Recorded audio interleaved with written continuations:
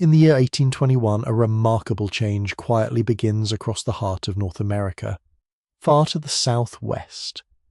The people of Mexico achieve their independence from Spain, opening a new chapter in commerce that few living at the time fully understand. A distant settlement named Santa Fe suddenly becomes connected to ambitious merchants in the young United States. Between them lies nearly 900 miles of open prairie, broad rivers, dry plains, and uncertain horizons. Every mile promises profit, but every mile also carries danger, wealth, adventure, and opportunity. Call to those willing to risk everything. Soon, one trading route grows into one of the greatest roads of the American West, shaping settlements, diplomacy, migration, and history itself. Yet what did those travellers truly experience beyond the maps and records? What did endless weeks beside creaking wagons feel like beneath open skies? So, before you get comfortable, take a moment to like the video and subscribe, but only if you genuinely enjoy what I do here. Share your location and your local time in the comments below. Now, let us begin the journey through history. For a moment, it feels as though the modern world quietly slips away. The steady sounds of engines disappear. Electric lights fade into memory. Instead, you hear horses shifting their weight on damp morning grass. Wooden wagon wheels creak softly as leather harnesses tighten. Somewhere nearby, a campfire crackles while coffee slowly warms inside a black iron pot. You stand at the edge of a frontier that still feels enormous beyond imagination. The year is still 1821. The United States is a young nation. Its eastern cities continue growing larger each season. Yet beyond the Mississippi River stretches a landscape many Americans know only through rumors, maps, and stories carried home by explorers. Vast grasslands reach toward distant horizons where the sky appears almost too large for the earth beneath it. You begin where many travelers once did, in the busy river town of Franklin, Missouri. Soon other starting points will develop farther west. But for now, this community serves as one of the earliest gateways into the immense interior. Around you, merchants inspect barrels, crates, bolts of cloth, iron tools, mirrors, cooking kettles, and manufactured goods. Every object has been selected with extraordinary care. Every pound matters because every unnecessary item slows the journey. Nearby, carpenters hammer fresh wooden braces onto sturdy freight wagons. Blacksmiths strike glowing iron with measured rhythm. Mules stamp impatiently. Children watch everything with wide eyes. Some families have gathered simply to witness the departure. Others quietly wonder whether they will ever see these traders return again. The risks are real. No railroad connects these distant lands. No telegraph sends urgent messages. Once the wagons disappear beyond the horizon, news travels only as quickly as the people carrying it. You notice how every face carries a different reason for joining the expedition. One merchant dreams of enormous profits waiting inside Santa Fe's marketplaces.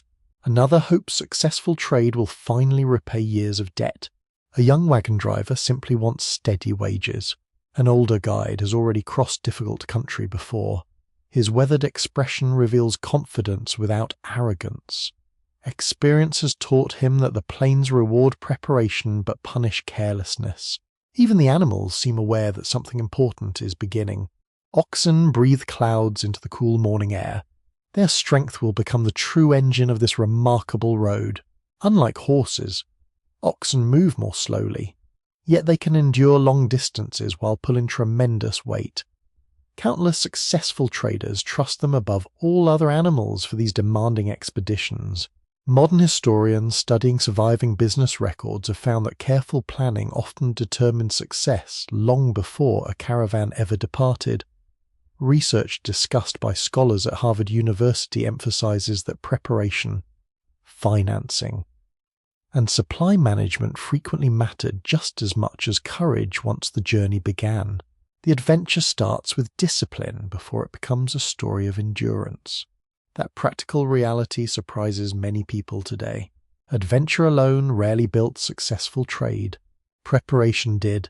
Your attention drifts toward rolled maps spread across a rough wooden table. Their lines appear surprisingly simple. One river, another crossing, a few landmarks. Beyond those markings stretches a world where nature still decides nearly everything. The trail itself is not a paved road waiting patiently for travelers. Instead, it exists as a growing collection of wheel tracks pressed into prairie grasses by earlier wagons. Wind sometimes hides them, rain sometimes washes them away. Future travelers often rely more upon experienced guides than upon any map folded inside a saddlebag. The prairie smells fresh after recent rain. Tall grasses sway with every passing breeze. Birdsong echoes across open country where fences remain almost unknown. For a few peaceful moments, the land seems welcoming. It will not always remain so, as supplies are loaded. Conversations quietly drift through the camp. Some men discuss prices expected in Santa Fe. Others compare stories heard from previous expeditions. Certain tales sound encouraging. Others become noticeably darker. Someone remembers wagons overturned during dangerous river crossings. Another recalls livestock wandering away beneath moonlit skies. One traveler laughs about endless mosquitoes. Everyone laughs. Almost everyone. Behind the humor lives genuine uncertainty. Nobody knows exactly what the coming months will bring. That uncertainty becomes part of daily life almost immediately after departure. You realize something quietly remarkable about these people. Most are not famous explorers. They are merchants, teamsters, craftsmen, laborers, ordinary individuals hoping that careful work might improve their future. History often celebrates dramatic battles and celebrated leaders, yet roads like the Santa Fe Trail owe their existence largely to thousands of ordinary people whose names rarely appear inside history books. Their determination changes nations, without expecting recognition. The first wagons finally begin moving. Wood groans softly beneath heavy cargo. Iron rims press into damp soil. Hooves sink slightly before finding firm ground again. No cheering crowds follow them for long. Within minutes, familiar buildings begin shrinking behind the caravan. Ahead lies only distance. Every passing mile gradually separates you from certainty. The silence becomes strangely comforting. Wide skies stretch endlessly above. Sunlight slowly warms your shoulders. Fresh air carries scents of earth, grass, leather, and faint wood smoke lingering from the morning campfire. You begin settling into the rhythm shared by generations of trail travelers. Walk, ride, watch, listen, repeat. The pace feels slow compared with modern expectations, yet this measured rhythm protects both people and animals. Rushing rarely brings success across hundreds of miles. Historians continue debating exactly how quickly the earliest caravans completed different portions of the trail because surviving journals sometimes disagree about daily distances, weather delays, and campsite locations. The records offer remarkable detail, yet small uncertainties remain, reminding you that even carefully documented journeys preserve a few mysteries. That uncertainty somehow feels appropriate. Memory itself follows winding trails. As the first day quietly unfolds, you glance backward one final time. Civilization has not disappeared. It has simply grown distant. Ahead waits an open continent where commerce, diplomacy, hardship, and ambition will gradually reshape the American West. You cannot yet see how profoundly this single road will influence history, but every turning wheel already carries the future forward across the prairie. The journey has truly begun. Your first full days upon the trail settle into a rhythm that feels almost timeless. Sunrise arrives before you're fully awake. The eastern sky slowly brightens from pale grey to soft gold, while cool air lingers across the prairie. A few quiet voices stir the camp. Someone pokes glowing embers back to life. Another unties the grazing animals before they wander too far into the tall grass. Soon the familiar sounds return. Leather straps tighten, wagon chains rattle, oxen lean forward against heavy yokes, The caravan moves once again. The land stretches in every direction. Nothing blocks the horizon. The prairie appears peaceful enough to lull even cautious minds into comfort. Waves of grass ripple beneath a gentle breeze like the surface of an endless green sea. Wildflowers bloom between patches of taller stems. Meadowlarks sing somewhere beyond sight. Deer occasionally pause to watch the slow procession before disappearing into the distance. The beauty is genuine. So is the isolation.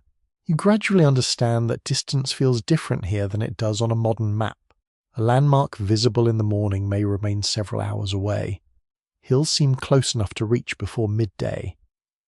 Yet evening arrives before the caravan finally passes beneath them. The scale of the Great Plains quietly reshapes your sense of time. Walking becomes ordinary. Many teamsters spend more hours beside their wagons than inside them. Riding every moment would only tire the animals more quickly. Instead, you walk over packed earth, through scattered stones, and across stretches where wagon wheels leave fresh impressions beside older tracks. Dust rises with every step. It settles upon boots, clothing, hats, and faces. Soon everyone wears the same pale coating. Even laughter sounds dusty. Meals remain simple but dependable. Salted pork, dried beans, hard bread, coffee, and occasional fresh game provide enough strength for another day. A kettle hangs over glowing coals each evening while tired hands prepare supper with practiced efficiency. Nothing feels luxurious, yet warm food after 12 hours beside the wagons tastes remarkably satisfying. The smell of wood smoke drifts gently across camp. Nearby, someone repairs a broken harness using thick leather strips. Another sharpens an axe. Two young drivers quietly compare blistered hands before laughing at their shared discomfort. Small moments matter. They remind everyone that companionship often proves as valuable as supplies. One experienced trader explains an unwritten rule. Never waste daylight. The caravan begins moving shortly after sunrise because cooler temperatures reduce strain on both people and animals. Midday heat grows surprisingly intense across open country. Shade remains scarce except near scattered streams lined with cottonwood trees. Water becomes precious. Not always because it is unavailable, but because no one knows exactly when the next reliable source will appear. Every barrel must be watched carefully. Every crossing deserves respect. At first glance, the Arkansas River seems distant before reaching it. However, numerous smaller creeks and tributaries interrupt the steady march westward. Some crossings barely wet the wagon wheels. Others require careful scouting before anyone attempts to pass. Patience saves lives. Rushing often destroys wagons. The caravan leader studies each crossing before giving quiet instructions. Stronger wagons enter first. Drivers keep steady pressure on their teams while avoiding sudden movements. Everyone watches closely. Sometimes the crossing succeeds without difficulty. Sometimes it does not. A wheel sinks unexpectedly into soft mud. Several men immediately push against the heavy frame. Oxen strain forward. Mud splashes across boots. For a tense moment, nothing moves. Then the wagon slowly climbs onto firmer ground. Relief spreads through the group without anyone celebrating too loudly. There will be many more crossings ahead. As afternoon light softens, conversations become longer. Walking beside another traveller naturally encourages stories. One merchant recalls childhood memories along the Ohio River. Another describes bustling markets farther east where manufactured goods fill warehouses taller than any building seen on the frontier. Someone wonders aloud what Santa Fe truly looks like. The older guide smiles. You will know when you arrive. Nothing more. His answer somehow feels enough. Historical records preserved in merchant correspondence reveal that experienced guides often became the most respected members of a caravan because practical knowledge could not easily be replaced. Researchers associated with Yale University have noted that successful expeditions frequently depended upon accumulated experience rather than formal leadership alone. Wisdom earned on previous journeys carried extraordinary value. You begin noticing that every traveller watches the sky almost as often as the trail itself. Clouds become forecasts. Wind carries warnings. A A sudden shift in temperature rarely goes unnoticed. Weather possesses quiet authority across these plains. Late one afternoon, dark clouds gather far beyond the western horizon. They appear harmless at first. Their edges glow beneath afternoon sunlight while distant thunder rolls almost too softly to hear. Within an hour, everything changes. The breeze strengthens. Grass bends lower. Loose canvas begins snapping sharply against wagon frames. The first heavy drops strike dry earth. Then comes the rain. Not gentle rain. Sheets of water sweep across the prairie with astonishing speed. Visibility shrinks dramatically. Wheels sink deeper into softening ground. Drivers shout calm instructions above the growing wind while everyone works together to secure loose cargo beneath waterproof coverings. Wet leather develops its own unmistakable smell. Canvas darkens beneath the storm. Cold rain runs down your sleeves. Despite every inconvenience, nobody panics. Storms belong here. Experienced travelers simply endure them. When evening finally arrives, the rain fades as quickly as it appeared. Campfires require extra effort before dry wood finally catches. Steam rises gently from damp clothing hanging near the flames. Exhaustion settles quietly over everyone. Supper tastes better than usual, not because the meal has changed, because comfort follows hardship.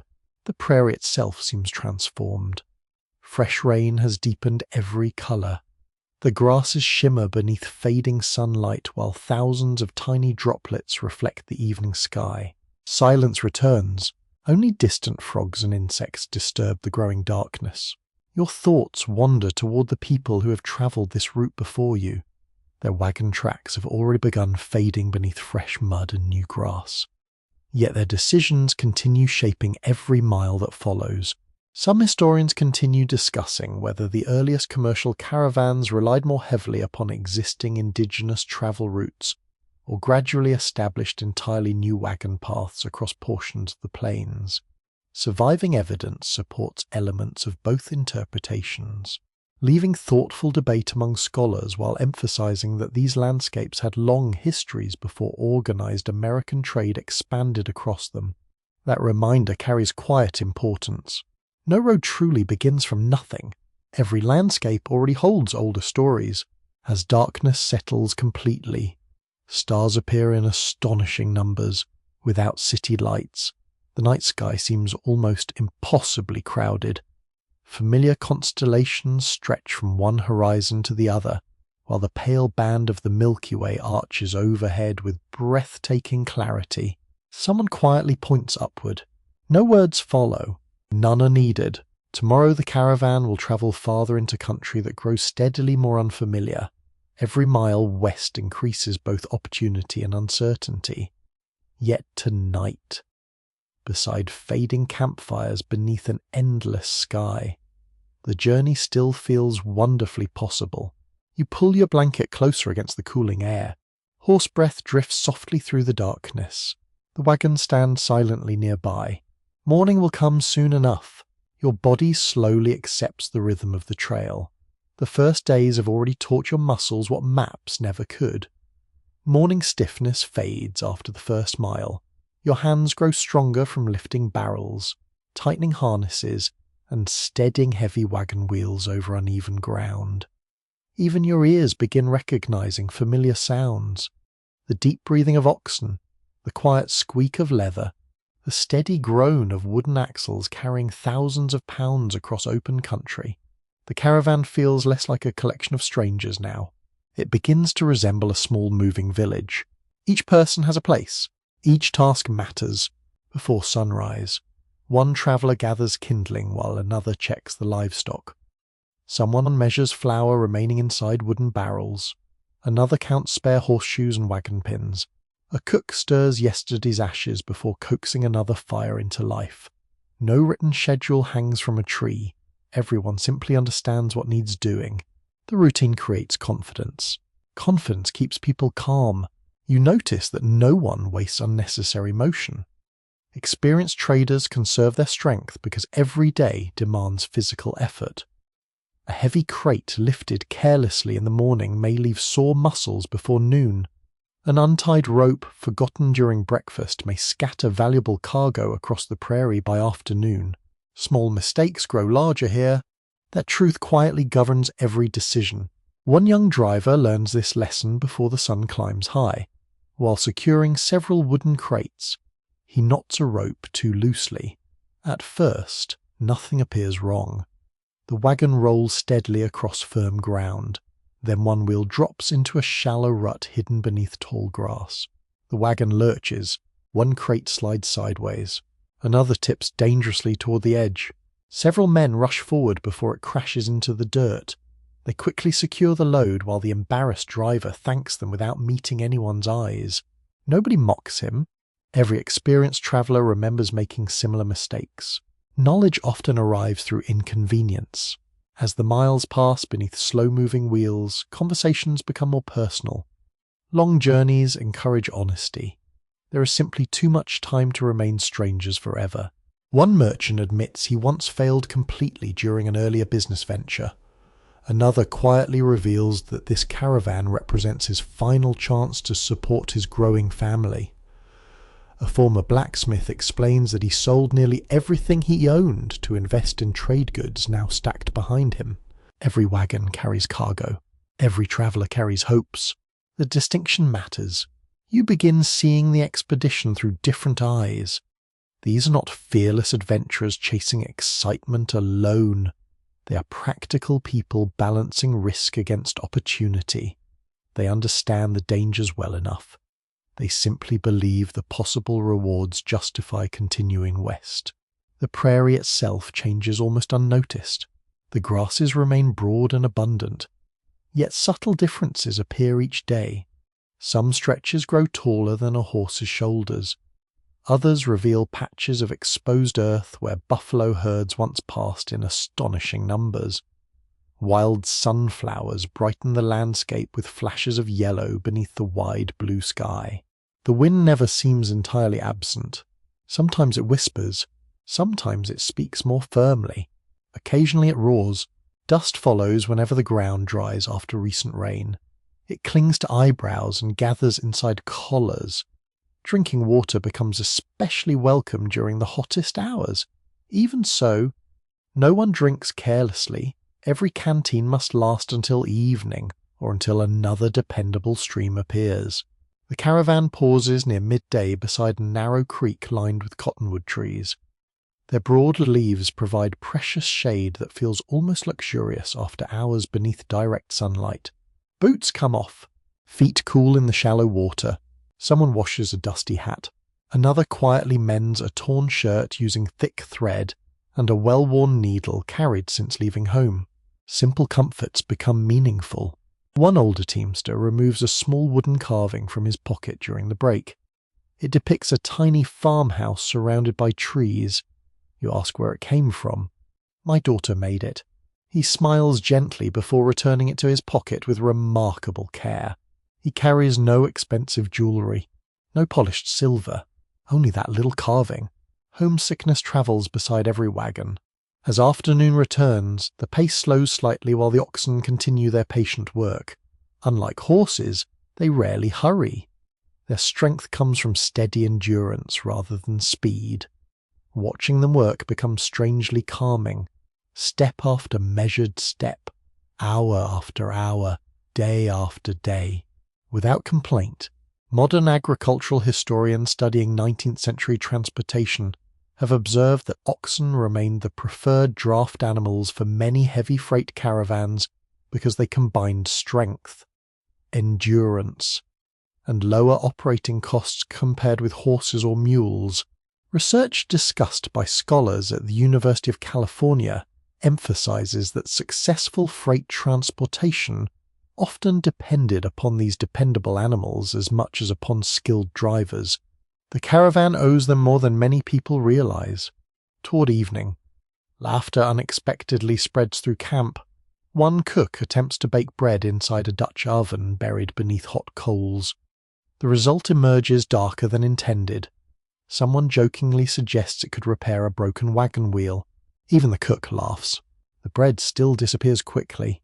Hard work creates generous appetites. As twilight approaches, Several travellers gather near the wagons with fiddles and simple songs remembered from distant homes. The music carries softly across the prairie without disturbing its peaceful character. Voices remain quiet. Nobody performs for applause. They simply share familiar melodies that ease another day's weariness. You notice how music changes the mood. Faces soften, shoulders relax. For a little while, the endless distance between home and destination feels slightly smaller. Later, after supper, one guide spreads a paper map across an overturned barrel. By firelight, he traces tomorrow's route with a weathered finger. Rivers, grasslands, a possible campsite. Nothing appears dramatic upon the page, yet everyone studies it carefully. Maps offer direction. Experience provides survival. The guide understands both. Nearby, sparks drift upward into the growing darkness. Wood smoke carries a comforting scent through the cooling evening air. Blankets emerge as temperatures fall surprisingly quickly after sunset. Days may be warm across the plains, but nights often remind travellers how rapidly nature changes. Your fingers feel cool. The fire feels warmer. The contrast invites quiet reflection. Some historians continue discussing how accurately surviving trail journals describe daily life because different travellers often emphasize different experiences. Merchants sometimes focused upon profits and supplies, while teamsters recorded weather, animals, or difficult crossings in greater detail. Together, these varied accounts create a richer understanding. Even when individual memories differ, perhaps that is how history naturally works. No single voice tells every story.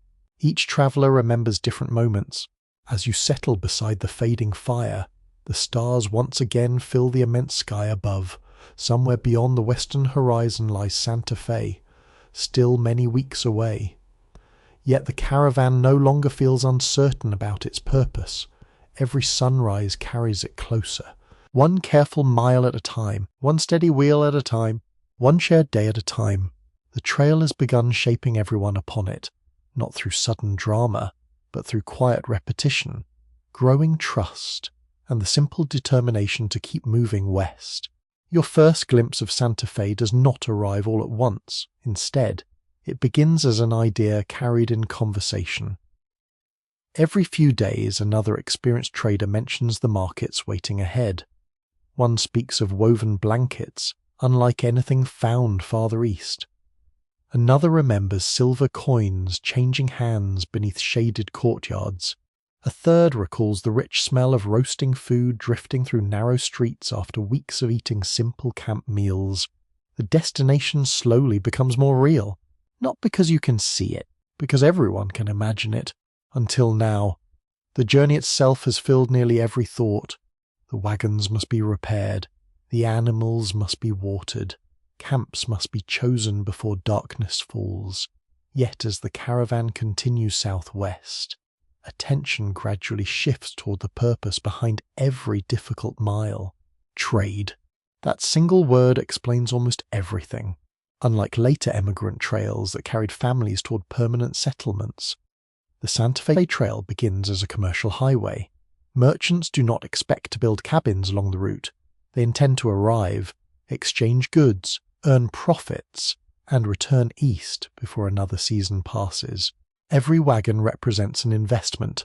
Every mile carries financial risk. Inside the freight wagons lie carefully selected products from workshops and factories across the United States. There are bolts of sturdy cloth, iron tools, cooking kettles, hardware, glassware, knives, mirrors, books, sewing supplies, and manufactured goods that remain difficult or expensive to obtain in northern Mexico. Nothing has been loaded by chance. The cargo reflects careful calculation. Long before departure, merchants studied demand as closely as they studied maps. A crate occupying valuable wagon space must earn enough profit to justify its weight. Even a few unnecessary pounds increase the burden carried by oxen over hundreds of miles. Business begins long before the marketplace. It begins with planning, One merchant quietly explains his notebook to you during a midday rest. Every purchase has been recorded in neat handwriting. Every expected selling price appears beside it. Expenses for livestock, wagon repairs, hired labor, and food occupy entire pages. He smiles politely. Then he closes the notebook. Some calculations remain private. You realize that the trail is not only a road across geography, it is also a road connecting distant economies. Goods manufactured in eastern workshops will soon appear in homes nearly 1,000 miles away. Silver earned in Santa Fe may eventually finance new businesses in Missouri. Trade quietly links communities that may never meet face to face. This growing exchange reflects a changing continent. Following Mexican independence in 1821, commercial restrictions imposed under Spanish colonial rule largely disappeared, creating new opportunities for cross-border trade. Historians associated with Stanford University have emphasized that this political transformation opened economic possibilities that American merchants moved quickly to explore through organized caravans. Politics changes maps. Commerce follows quickly behind. The caravan eventually encounters travelers heading east. Their wagons appear worn after months upon the trail. Dust coats every wheel. Clothing has faded beneath relentless sunlight, yet their expressions reveal unmistakable satisfaction. They have completed successful trade. News spreads before greetings finish. How are river levels? Has grass remained plentiful?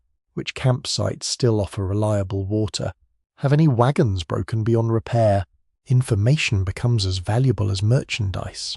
Experienced traders exchange practical knowledge freely because tomorrow they may depend upon similar kindness from others traveling in the opposite direction. One elderly merchant shares unexpected advice. Protect your wheels more than your boots. Several younger men laugh. The older trader does not. He understands that worn boots inconvenience a traveler. A broken wagon can end an entire expedition. His words remain memorable. The landscape continues changing as the caravan pushes farther southwest. Rolling prairie gradually gives way to drier country where shrubs become more common than tall grasses. Streams appear less frequently. The air itself feels different. Warmer, drier, lighter somehow. You notice how carefully everyone watches the animals now. Oxen cannot simply be urged forward indefinitely. They require water, grazing, and rest. A wise caravan leader measures success not by today's distance alone, but by whether the entire team remains healthy enough for tomorrow. Patience protects profits. Impatience destroys them. Late one afternoon, the caravan pauses beside a modest trading camp where several independent merchants have gathered. Here, goods already begin changing hands before anyone reaches Santa Fe. A few tools are exchanged for fresh supplies. Spare wagon parts pass from one owner to another. News travels faster than merchandise. Stories travel even faster. One traveler claims to have seen thousands of buffalo crossing the plains. Another insists a sudden storm nearly overturned his wagons. A third describes markets in Santa Fe crowded beyond anything previously witnessed. Accounts differ. Excitement grows. You quietly observe how every story changes slightly with each new telling. Human memory has always enjoyed adding small details. Modern scholars frequently compare surviving merchant journals with official customs records to reconstruct trade along the Santa Fe Trail. Researchers at the University of Chicago have found that combining multiple sources often produces the clearest understanding, because individual accounts naturally emphasize different experiences, while government records reveal broader commercial patterns. History resembles trade itself. Many pieces come together. No single record tells everything.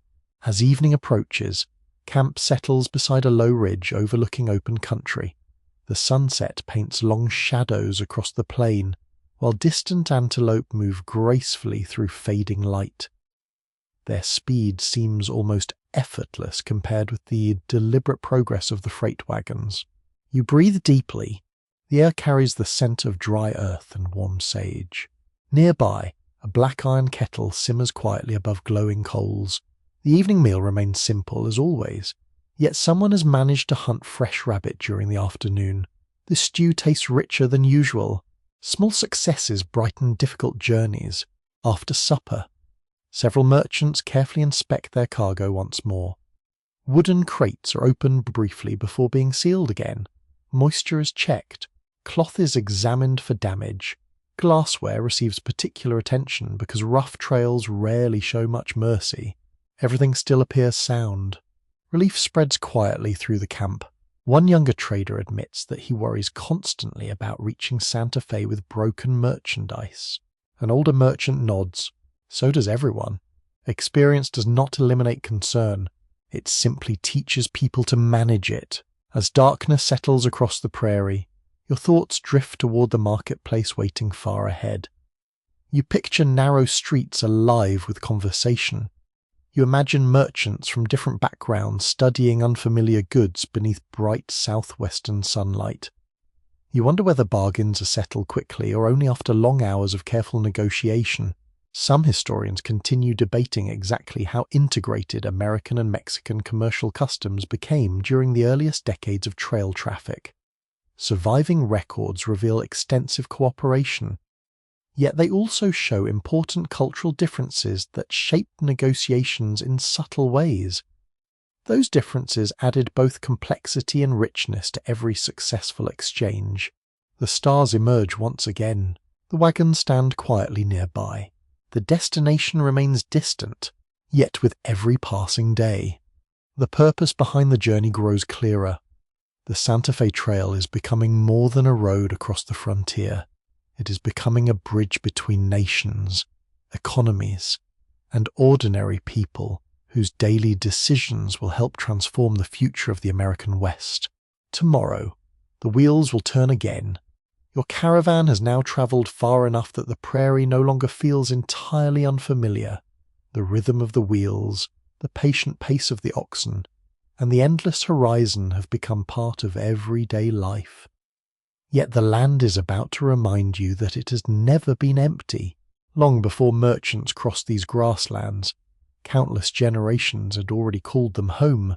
The trail passes through country connected to many native nations, each with its own history, traditions, alliances, and territories. These communities understand the rivers, the seasons, the wildlife, and the changing weather in ways that no newcomer can quickly learn. The first signs are subtle: a distant column of smoke, fresh horse tracks crossing the wagon ruts, a campsite where yesterday's fire has only recently gone cold.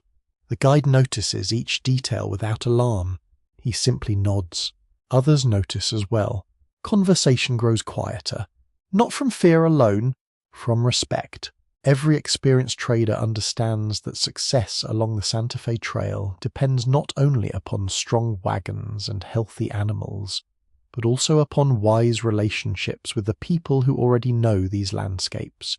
The morning continues peacefully. The prairie stretches beneath a brilliant blue sky while scattered clouds drift slowly overhead. A cool breeze carries the scent of dry grass mixed with distant wildflowers. Somewhere beyond sight, a coyote calls before falling silent again. Then riders appear. Not many, perhaps half a dozen. They remain some distance away at first, watching the caravan with calm attention. Their horses move with remarkable ease across uneven ground. Even from afar, you notice how confidently they ride. No one reaches for a weapon. The caravan leader raises one hand in greeting. The riders answer with the same quiet gesture. Nothing dramatic follows. Instead, both groups continue observing one another while gradually closing the distance. Moments like this rarely resemble the exaggerated scenes later imagined in popular stories. Most encounters along the trail involve careful judgment rather than immediate conflict. Everyone understands that unnecessary violence benefits no one. When the groups finally meet, the exchange remains respectful. A few familiar words pass between experienced traders and native men who have encountered caravans before. Gestures, expressions, and shared practical knowledge often communicate as clearly as language itself. The conversation concerns ordinary matters: water farther ahead, buffalo movement, weather, recent travellers. Life upon the plains depends upon information. Reliable news can save weeks of hardship. One trader offers coffee, another presents tobacco. Simple gifts acknowledge mutual respect without suggesting weakness. Hospitality carries value across many cultures, especially in places where survival often depends upon cooperation. You quietly observe every detail. The horses appear healthy and alert. The riders carry themselves with relaxed confidence. Their clothing reflects practical adaptation to the environment rather than decoration alone. Every item serves a purpose. Every choice has been tested by experience. One older guide later explained something important beside the evening fire. Never mistake kindness for ignorance. He pauses. They know this country better than anyone. His words remain with you. Historical research based upon military records, trade journals, and indigenous oral traditions shows that relations along the Santa Fe Trail varied greatly across different years and regions. Scholars at the University of Oklahoma and researchers working with native historical sources have emphasized that cooperation, trade, diplomacy, and occasional conflict all formed part of the trail's complex history. No single description captures every encounter. Reality rarely fits simple stories. The afternoon brings another reminder of shared landscapes. Large buffalo herds appear in the distance, moving like dark waves across the prairie. Thousands of animals graze together, their steady motion transforming the horizon itself. The sight leaves everyone silent. Even experienced travelers pause to watch. The sheer scale feels almost impossible. Buffalo provide food, clothing, shelter materials, tools, and countless other necessities for many plains communities. For traders, they also present practical challenges. A frightened herd crossing unexpectedly can delay an entire caravan, or even damage wagons if panic spreads among the animals. Fortunately, today's herd remains distant. The caravan adjusts its route slightly. Both groups continue peacefully. Later that evening, while gathering firewood, you notice something easily overlooked. A narrow footpath branches away from the wagon trail before disappearing toward a nearby stream. It is older than the caravan tracks, much older. Countless feet have worn it smooth over generations. You suddenly realize that what many newcomers call wilderness has never truly been without history.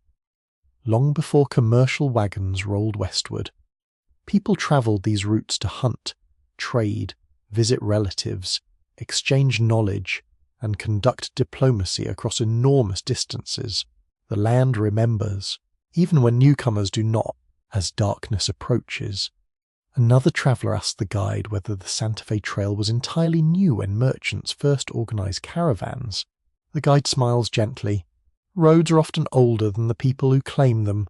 The answer feels thoughtful rather than complete. Historians continue examining how portions of the Santa Fe Trail developed from earlier indigenous travel networks, Spanish colonial routes, and newly established wagon paths. Researchers associated with the University of New Mexico have argued that the trail represents an evolving transportation corridor rather than a single road created at one moment in history. Different stretches carried different histories long before organized American commerce expanded across the region.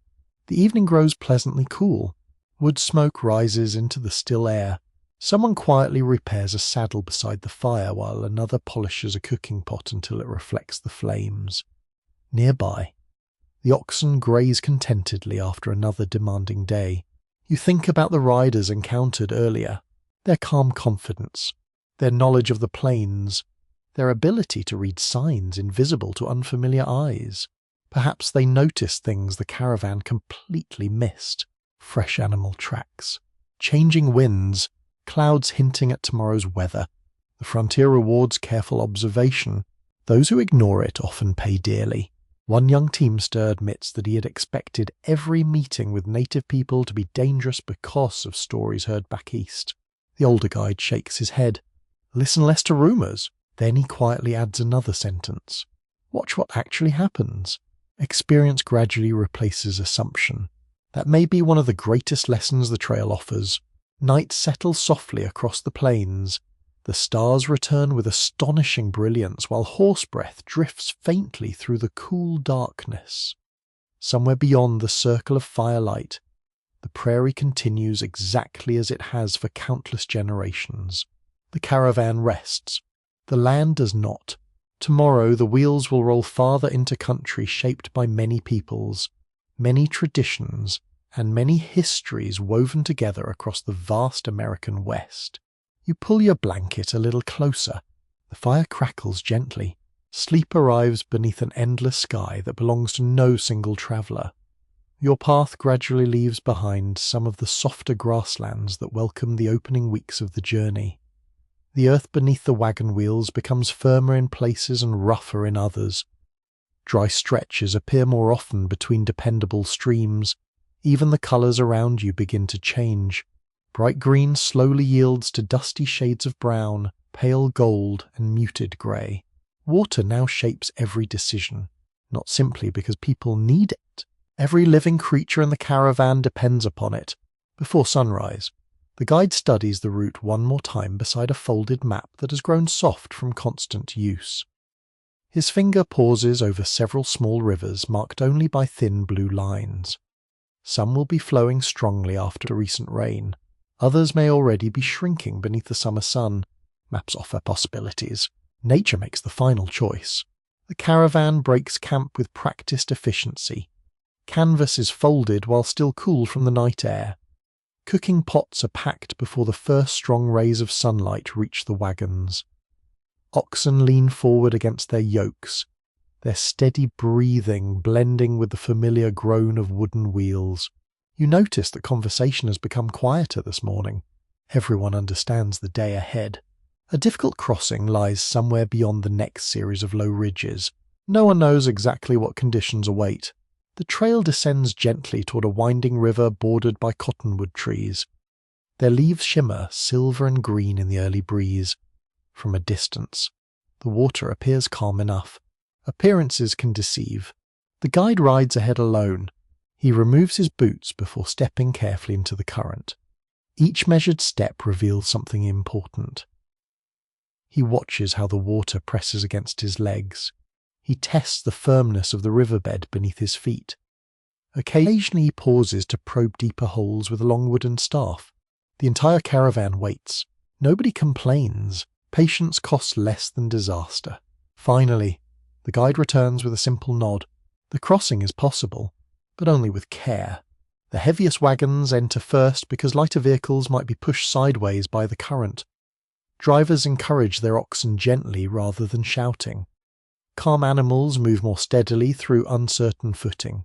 The first wagon reaches midstream. Water climbs nearly to the axle. The current pulls against the wheels with surprising strength. For several long moments, the entire caravan watches without speaking. The oxen continue forward, one deliberate step, then another. The wagon reaches the opposite bank. A quiet breath of relief passes through everyone. Success encourages confidence. The remaining wagons follow one by one. Not every crossing proceeds perfectly. Near the middle of the line, one rear wheel slips into a hidden depression beneath the muddy bottom. The wagon tilts sharply. Several barrels shift against their ropes. Immediately, nearby teamsters wade into the cold water. Their trousers become soaked. Mud grips their boots. Together they push while the oxen strain forward with slow determination. Nothing happens at first. Then the wheel climbs free. The wagon steadies. Nobody cheers loudly. There are still many wagons waiting behind. You step onto the opposite bank with boots heavy from wet mud. The cool water has washed away much of the dust gathered during previous days. For a brief moment, the fresh scent of river water replaces the familiar smell of dry prairie. It feels refreshing. The caravan pauses long enough for everyone to inspect the wagons. Wet wooden hubs receive fresh grease. Leather straps are tightened where the current has loosened them. A cracked barrel hoop is quickly repaired before it causes greater trouble farther along the trail. Small maintenance prevents larger failures. That lesson repeats almost daily. Modern transportation historians studying freight records have noted that river crossings ranked among the most frequent sources of costly delays on the Santa Fe Trail. Researchers associated with Princeton University have observed that careful scouting and disciplined teamwork often prevented accidents that could otherwise end an entire trading expedition. Skill often appears ordinary until something goes wrong. By afternoon, the country grows noticeably drier, streams become narrower, tall grasses gradually give way to scattered sage and hardy shrubs adapted to harsher conditions. Dust once again rises beneath every wheel. The air itself seems thinner. The breeze carries little moisture. You begin appreciating every patch of shade offered by isolated cottonwood trees. Their broad branches shelter both people and animals during the hottest part of the day. Several oxen lower their heads gratefully while chewing fresh grass growing beside a shallow creek. One young driver fills every available water bucket before leaving. Another smiles. You never regret carrying extra water. Simple wisdom, hard-earned. As evening approaches, the caravan reaches a campsite known among experienced traders for its dependable spring. Clear water emerges quietly from the base of a rocky hillside before flowing into a narrow stream. The sound is gentle, almost musical. After hours of listening to creaking wheels and steady footsteps, flowing water feels wonderfully alive. Travellers wash their faces, shirts are rinsed, cooking pots shine once more after careful scrubbing. Even the animals seem more relaxed. One elderly merchant sits quietly beside the spring while holding a small tin cup. He drinks slowly rather than greedily. Then he fills the cup again, not because he remains thirsty, but because he simply enjoys the cool taste after a long day. Some comforts ask for nothing more. Nearby, another trader carefully updates his journal by fading daylight. He records the river crossing, the condition of the wagons, the weather, and the location of the reliable spring. Perhaps another caravan will someday benefit. Perhaps only history will. Many surviving trail journals contain precisely these practical observations. Historians continue discussing which routes individual caravans preferred during different seasons because weather, water availability, and changing river conditions often influence daily decisions. No single path served every expedition equally well. Experienced leaders adapted constantly to the conditions before them. Flexibility becomes another form of preparation. As darkness settles across the campsite, frogs begin calling from the edge of the spring while insects hum softly among nearby grasses. The evening air feels cooler than expected after the day's heat. Damp earth releases a fresh scent that mingles with wood smoke drifting from several campfires. You stretch tired legs. The day's labor lingers pleasantly in tired muscles. Across the camp, someone quietly thanks the guide for choosing the safest crossing. The guide simply shrugs. It was the river that decided. His answer carries quiet truth. Nature never negotiates, it only waits for careful observers. You lie back beneath another brilliant sky filled with countless stars. Somewhere ahead, more rivers will demand respect. Longer dry stretches will test careful planning. Yet tonight, beside clear flowing water, the caravan rests with renewed confidence. Every successful crossing has carried you farther west. Every careful decision has carried everyone safely together. The trail continues. So do you. Your journey settles into the middle weeks of the expedition, where the excitement of departure has long faded and the destination still feels wonderfully distant. Days begin blending together in peaceful repetition. Sunrise, breakfast, harnesses tightened, wagons rolling, camp at dusk, sleep beneath the stars. Then the weather reminds you that no 2 days upon the Santa Fe Trail are ever truly alike. The morning begins almost perfectly.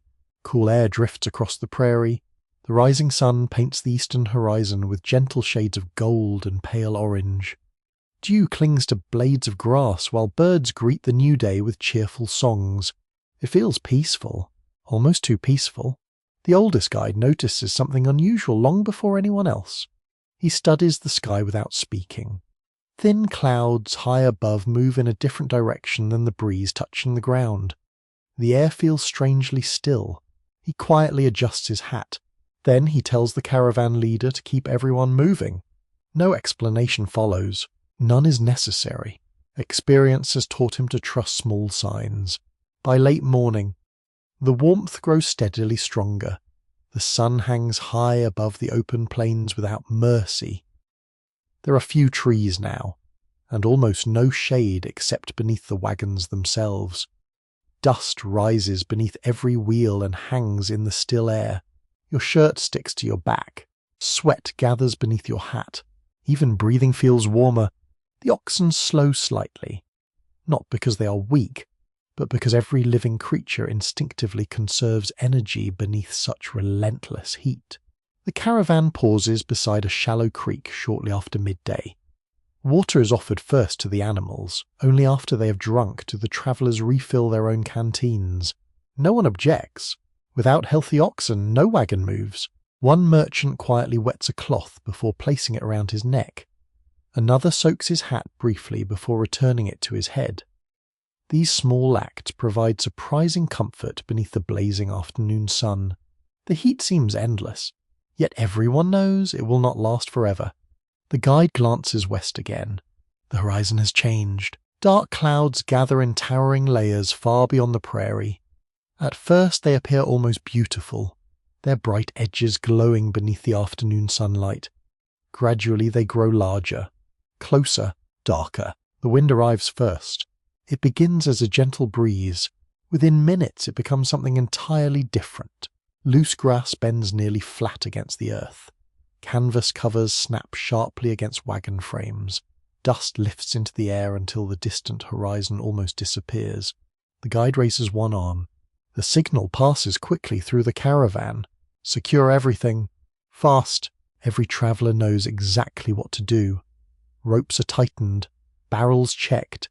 Canvas stretched firmly to cross valuable cargo. Cooking equipment disappears inside wagons before it can be blown away. Preparation replaces panic. That alone makes all the difference. The first thunder rolls across the plains with deep, patient strength. It echoes so widely that you cannot easily judge how far away the storm remains. Lightning flashes, still distant, but approaching. Then the rain arrives, not as scattered drops, as a wall. Heavy sheets of water sweep across the prairie with astonishing speed. Dry earth darkens almost instantly. Dust vanishes beneath rushing water. Wagon wheels sink deeper into softening ground with every turn. The sound surrounds you. Rain striking canvas. Rain striking leather. Rain striking wood. Conversation becomes impossible except through shouted instructions. The oxen continue steadily despite the storm.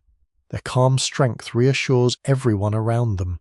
They lower their heads slightly against the wind while pulling with remarkable patience through the increasingly muddy trail. One wagon begins slipping sideways. Several teamsters immediately move beside it. Their boots disappear into thick mud.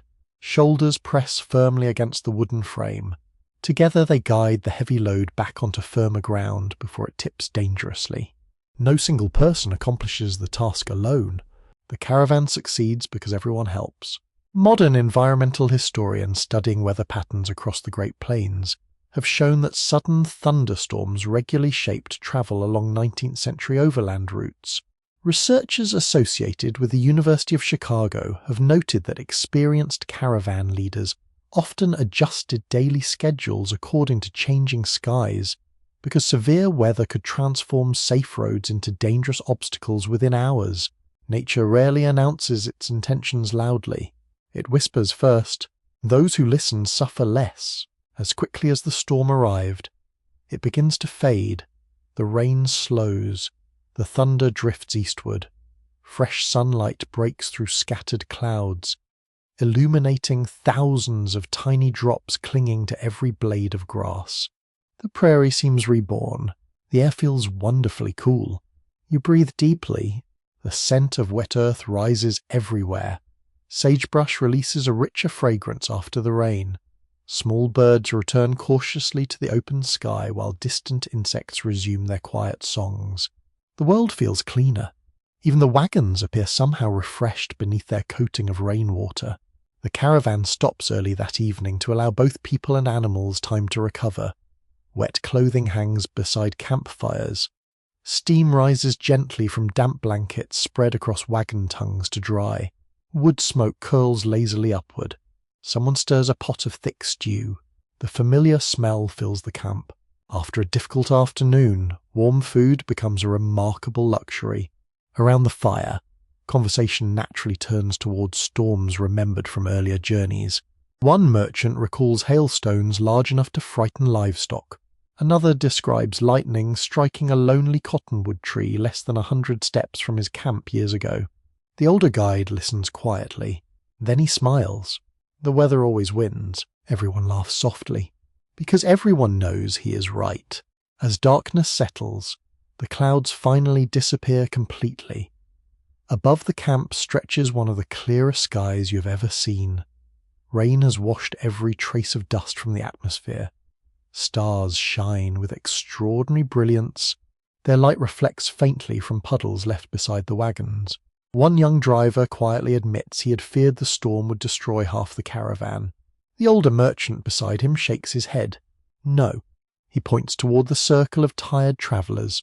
We protected each other. Those simple words linger in your thoughts.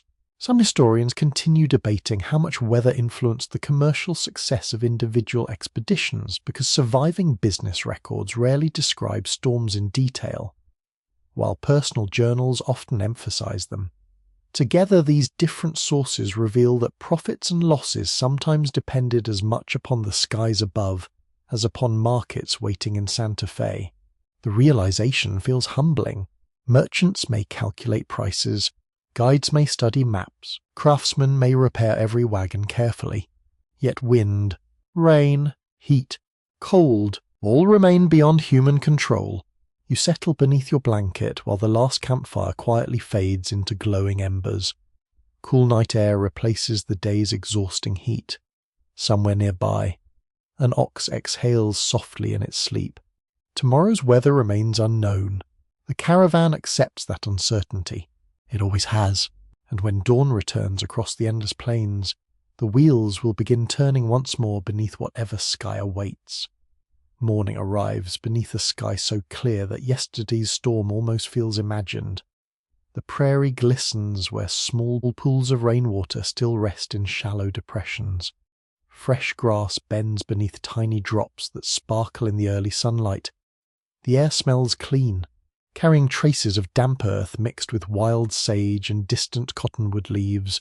The caravan moves with renewed energy. Storms exhaust people. They also refresh the land. The wagons roll steadily southwest, following wheel tracks that have become easier to recognize after weeks upon the trail. Some sections appear deeply worn from countless earlier caravans. Others nearly disappear beneath fresh grass, leaving only subtle impressions visible to experienced eyes.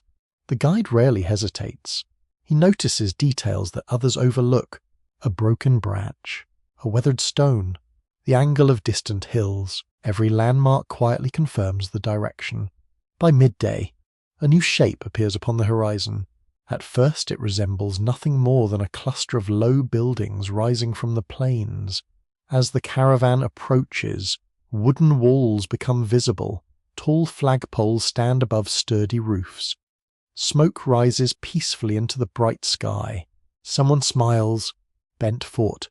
The words travel quickly through the line of wagons. Relief follows.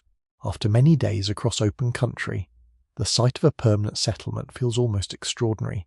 The fort stands beside the Arkansas River, its thick adobe walls reflecting sunlight with warm earth-colored tones.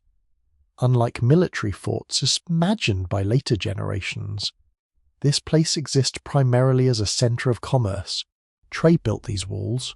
Trade keeps them alive. As you draw closer, activity becomes visible everywhere.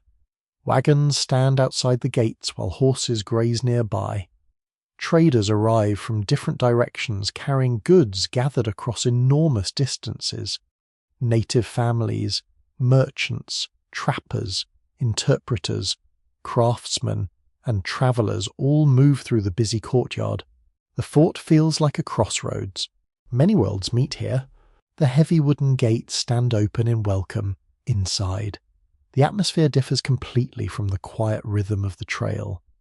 Voices blend together from many conversations.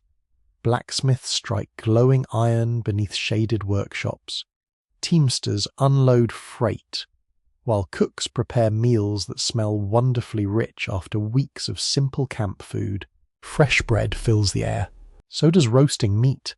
Your stomach immediately notices. The caravan leader arranges space for the wagons while everyone begins inspecting equipment. Bent Fort offers something almost as valuable as food: repairs.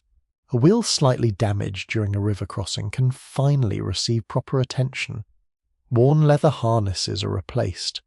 Iron fittings damaged by rough trails are strengthened by skilled blacksmiths whose hammers ring steadily through the courtyard. Each repair increases confidence. The trail ahead remains long. You wander carefully through the fort while respecting the busy work around you. Traders discuss prices with remarkable concentration. Some compare silver coins from earlier expeditions. Others negotiate future partnerships before their next journey even begins. Business never truly rests. One merchant explains that Bent Fort has become an essential gathering place because travellers heading east and west exchange information here. News about river conditions, weather, grazing lands, political developments, and distant markets spreads rapidly from conversation to conversation. Information remains valuable merchandise, sometimes more valuable than cargo itself. A messenger arriving with reliable news may attract nearly as much attention as a heavily loaded wagon. You notice something equally remarkable. Different languages fill the air, yet cooperation continues through shared experience, trusted interpreters, and practical understanding. Commerce often succeeds because people choose patience over misunderstanding. Bent Fort reflects that reality every day. Historical research based upon business records and archaeological evidence has shown that Bent Fort became one of the most important commercial centers along the Santa Fe Trail during the early 19th century. Scholars associated with the University of Colorado have emphasized that the fort served not only as a trading post, but also as a meeting place connecting American merchants, Mexican traders, native communities, military officers, and mountain travelers across the southern plains. Its importance reaches far beyond its walls. The afternoon passes quickly. Several oxen receive careful treatment for sore shoulders caused by weeks beneath heavy yokes. A local craftsman reshapes a damaged wagon tongue using seasoned timber stored within the fort. Nearby, one young teamster finally enjoys something absent since leaving Missouri: a proper bed. He laughs quietly after discovering he almost misses sleeping beneath the stars. Comfort changes expectations. The cook prepares an evening meal unlike any served on the trail so far. Fresh vegetables, warm bread, roasted meat, and thick stew appear upon rough wooden tables. Travelers eat slowly, savoring every bite. No one rushes. There is time tonight. One elderly trader studies the bustling courtyard while sipping hot coffee. This place keeps the trail alive. His observation feels exactly right. Without dependable places to rest, repair equipment, exchange news, and rebuild supplies, long-distance commerce would become vastly more difficult. The fort offers more than protection. It restores momentum. As sunset approaches, the busy sounds gradually soften. Blacksmith fires burn lower, livestock settle quietly into nearby enclosures. Travelers finish their final conversations before tomorrow's departures. The evening air carries comforting scents: wood smoke, fresh bread, horse leather, warm adobe slowly releasing the day's heat. You sit upon the fort wall overlooking the broad prairie stretching endlessly eastward. Somewhere beyond that distant horizon lies the route already travelled. Ahead waits another long section leading toward Santa Fe. The journey has reached its midpoint, yet much still remains unknown. Some historians continue discussing how central Bent Fort truly became within the broader economy of the American Southwest because commercial activity shifted over different decades, while scholars sometimes emphasize different aspects of its influence. There is broad agreement that the fort served as one of the most significant gathering places along the Santa Fe Trail during its busiest years. History often grows around places where people choose to meet. Trade creates connections. Connection shapes civilizations. Night falls gently across the fort. Unlike camps upon the open prairie, familiar walls now surround you. Lantern light glows softly through open doorways. Quiet conversations drift across the courtyard before gradually fading into comfortable silence. For the first time in many weeks, you fall asleep without hearing the endless wind sweeping across open grasslands. Instead, you hear distant footsteps, a horse shifting inside its stable, someone quietly closing a heavy wooden gate. Morning will bring another departure. The wheels will roll once more. Bent Fort has offered welcome shelter, renewed supplies, stronger wagons, and fresh confidence. Soon the familiar road will carry you farther towards Santa Fe, where new landscapes and greater challenges still wait beyond the western horizon. Dawn arrives quietly over Bent Fort. The first rays of sunlight warm the adobe walls that sheltered you through the night. Smoke rises from fresh cooking fires while stable hands move calmly among the horses and oxen. The busy courtyard that seemed so lively yesterday now fills with the familiar sounds of departure. Harnesses tighten. Wheels are inspected. Cargo is counted once again. No caravan leaves carelessly. A merchant walks slowly beside his wagon, checking every crate with patient attention. Another examines the iron rims around each wheel before touching them with a small hammer. The clear ringing sound tells him they remain firmly in place after yesterday's repairs. Preparation never truly ends. It simply begins again every morning. Soon the great wooden gates open wide. One by one, the wagons roll back onto the trail behind you. Bent Fort gradually shrinks into the distance until its walls blend once more with the vast landscape. Ahead lies a choice. The trail now divides. Some caravans continue along what traders call the Cimarron route, a shorter path crossing long stretches of dry country. Others choose the mountain route, following the Arkansas River farther west before turning through mountain passes toward Santa Fe. Neither choice guarantees success. Each carries different dangers. Your caravan joins those taking the mountain route. The decision reflects careful judgment rather than simple preference. The guide explains that recent reports suggest dependable water remains available along this path. It may require additional miles, yet healthy animals matter more than saving a few days. The caravan accepts his advice without argument. Trust has been earned, not demanded. The prairie slowly changes once again. The broad level grasslands begin yielding to rolling hills that grow slightly steeper with each passing day. Far ahead, faint blue shapes appear against the western sky. Mountains. At first they seem almost unreal, like clouds resting upon the horizon. Yet every afternoon they become clearer. Their outlines sharpen beneath the bright sunlight until individual ridges begin emerging from the distant haze. They have watched your journey for days. Now you are finally approaching them. The air feels different here. Cool breezes descend from higher elevations during the morning before warmer afternoon temperatures return. Streams become slightly more frequent, flowing from distant snowmelt hidden beyond the visible peaks. The water tastes wonderfully fresh, colder than before. One older teamster smiles after drinking from a rocky stream. The mountains send us gifts. His words carry quiet gratitude. The trail itself grows more demanding. Gentle prairie slopes give way to uneven ground scattered with loose stones. Wagons climb gradually rather than rolling across nearly level plains. Oxen lean harder against their heavy yokes, while drivers encourage them with calm voices. Nobody rushes. Steady effort wins these hills. Several travelers dismount from their horses to walk beside the wagons, reducing the burden placed upon the animals. Their boots crunch softly across gravel while wagon wheels creak beneath heavier strain than before. The pace slows. Yet no one complains. Distance means little if the caravan arrives safely.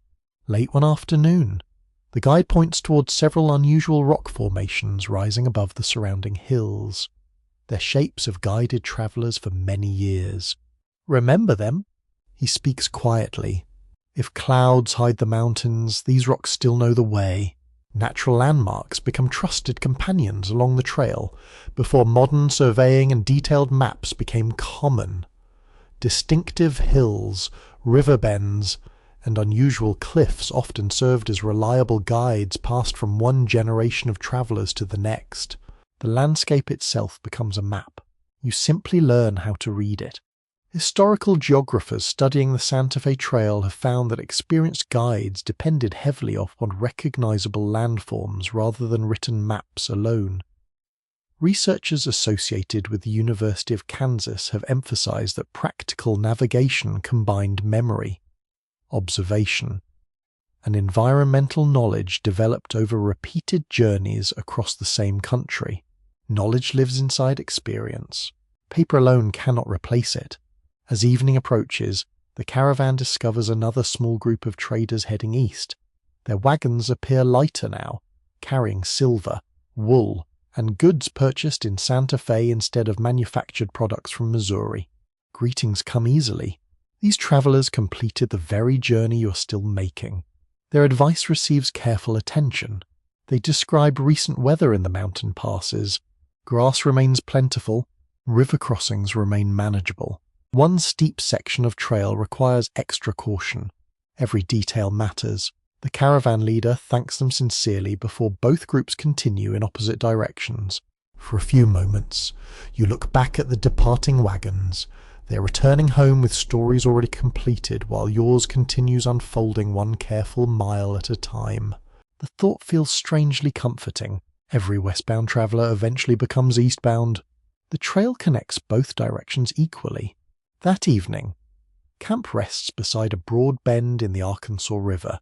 The water flows steadily over smooth stones while cottonwood branches rustle softly above the tents and wagons. Fish occasionally disturb the quiet surface with gentle splashes before disappearing again. The smell of damp riverbanks replaces the dry scent of open prairie. Someone gathers driftwood carried downstream during spring floods. Another cleans cooking pots in the clear current before placing them beside the fire to dry. Simple routines continue. They always do.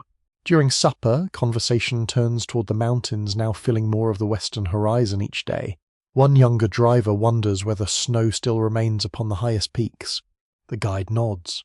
Even during summer. The answer surprises several listeners. The frontier contains many climates at once. Hot plains, cool rivers, snow far above, everything connected. As darkness falls, the mountains become dark silhouettes beneath an astonishing display of stars. Their presence changes the feeling of the journey.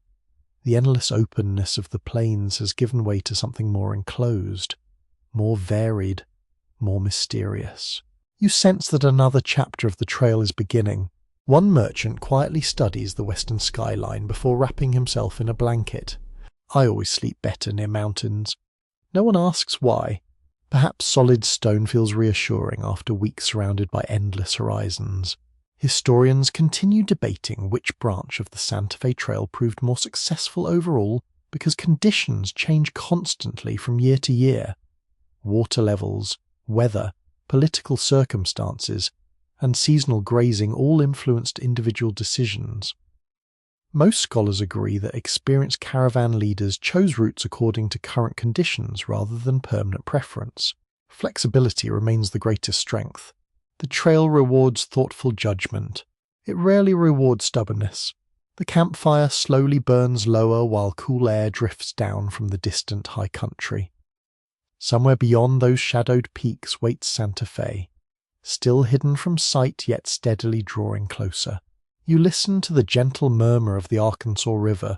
The mountains wait patiently. Tomorrow you will move nearer still, step by careful step, wheel by faithful wheel. The journey continues toward the heart of the southwest.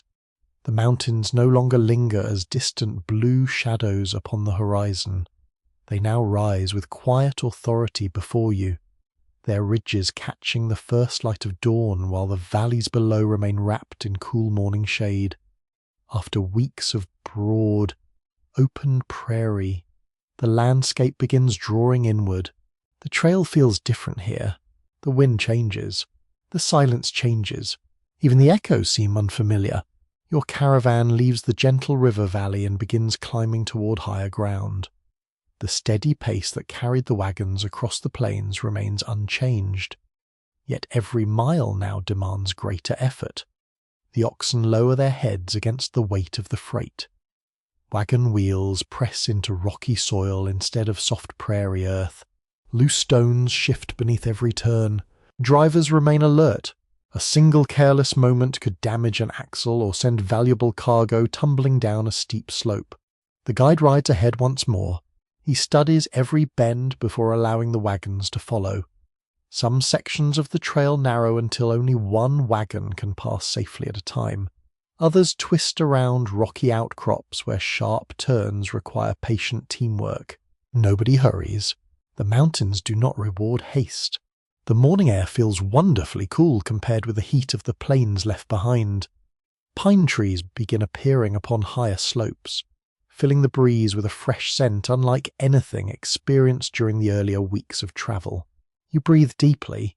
The fragrance feels clean and calming. Small birds dart between the branches while squirrels disappear into thick clusters of needles. Tiny wildflowers grow among scattered rocks, where mountain streams provide enough moisture to support unexpected patches of green. The landscape seems alive in new ways. Water sings here. Instead of broad rivers flowing slowly across open country, narrow streams tumble over polished stones. Their clear voices echo through quiet valleys, creating a peaceful soundtrack that accompanies the slow progress of the caravan. One young teamster kneels beside a rushing creek. He cups cold water in both hands. It tastes like winter. Everyone smiles. The water truly is colder. Higher elevations preserve snow long after warmer country has welcomed spring. Meltwater continues feeding these mountain streams throughout much of the travelling season. The caravan soon reaches one of the more demanding climbs along the route. The slope is neither impossibly steep nor especially long. Yet heavy freight wagons require every bit of strength the oxen can provide. Additional teams are brought forward. 2 wagons are joined together. More animals share the burden. Several travellers place their shoulders against the rear wheels to prevent them from rolling backward during brief pauses. Slowly, patiently, the entire caravan climbs together. No wagon reaches the top alone. Watching everyone cooperate reminds you once again that success along the Santa Fe Trail rarely belongs to individuals. Every difficult obstacle strengthens the habit of shared effort. Someone always helps, because tomorrow the one needing help may be someone else. Historical transportation researchers examining freight operations have found that mountain travel required significantly different techniques than prairie travel. Scholars associated with the University of Colorado have observed that successful caravan leaders adjusted both speed and organization according to changing terrain.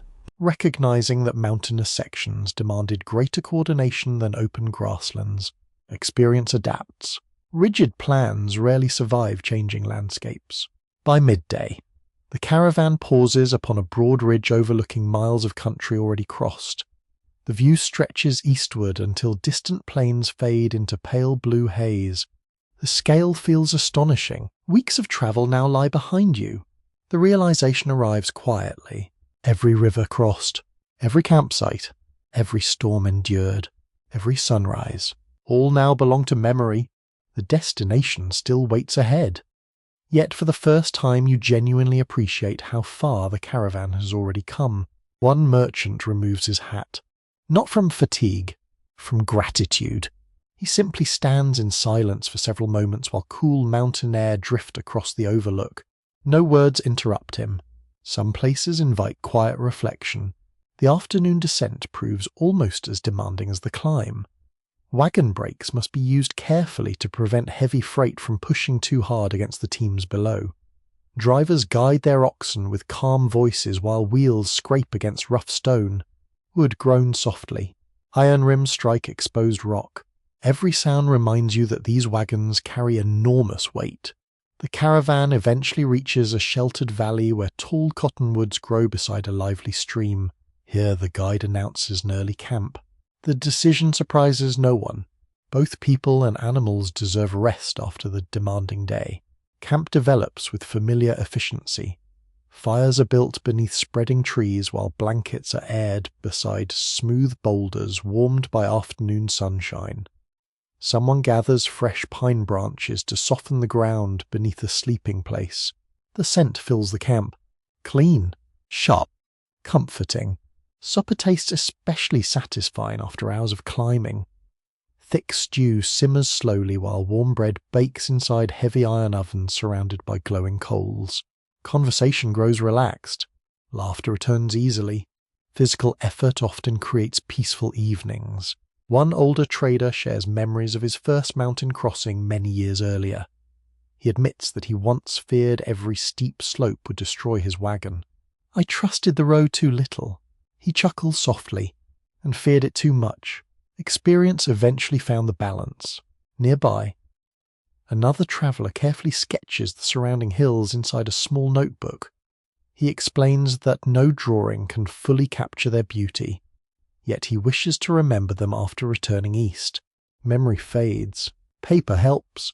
As darkness settles over the valley, the temperature drops more quickly than it ever did upon the plains. Blankets are pulled tighter around tired shoulders. Campfires become especially welcome sources of warmth. Their gentle light reflects from nearby rocks. The flickering glow creates peaceful patterns beneath the trees. Some historians continue debating which mountain passages saw the greatest volume of commercial traffic because weather, seasonal conditions, and changing political circumstances often influenced caravan decisions. Surviving journals occasionally describe different preferences, reminding modern scholars that the Santa Fe Trail remained a flexible network rather than one fixed road. The mountains encouraged adaptation. They always have. You lie quietly beside the fading fire while listening to water flowing endlessly over smooth stones. Above the narrow valley, countless stars shine between the dark outlines of towering ridges.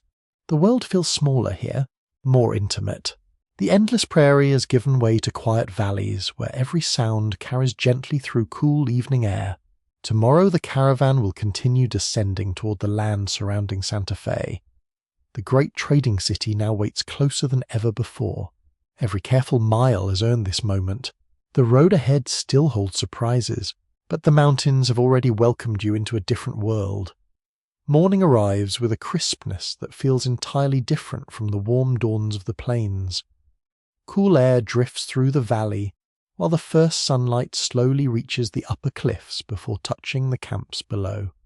Frost does not cover the ground, yet the chill reminds you how greatly elevation changes the character of the journey.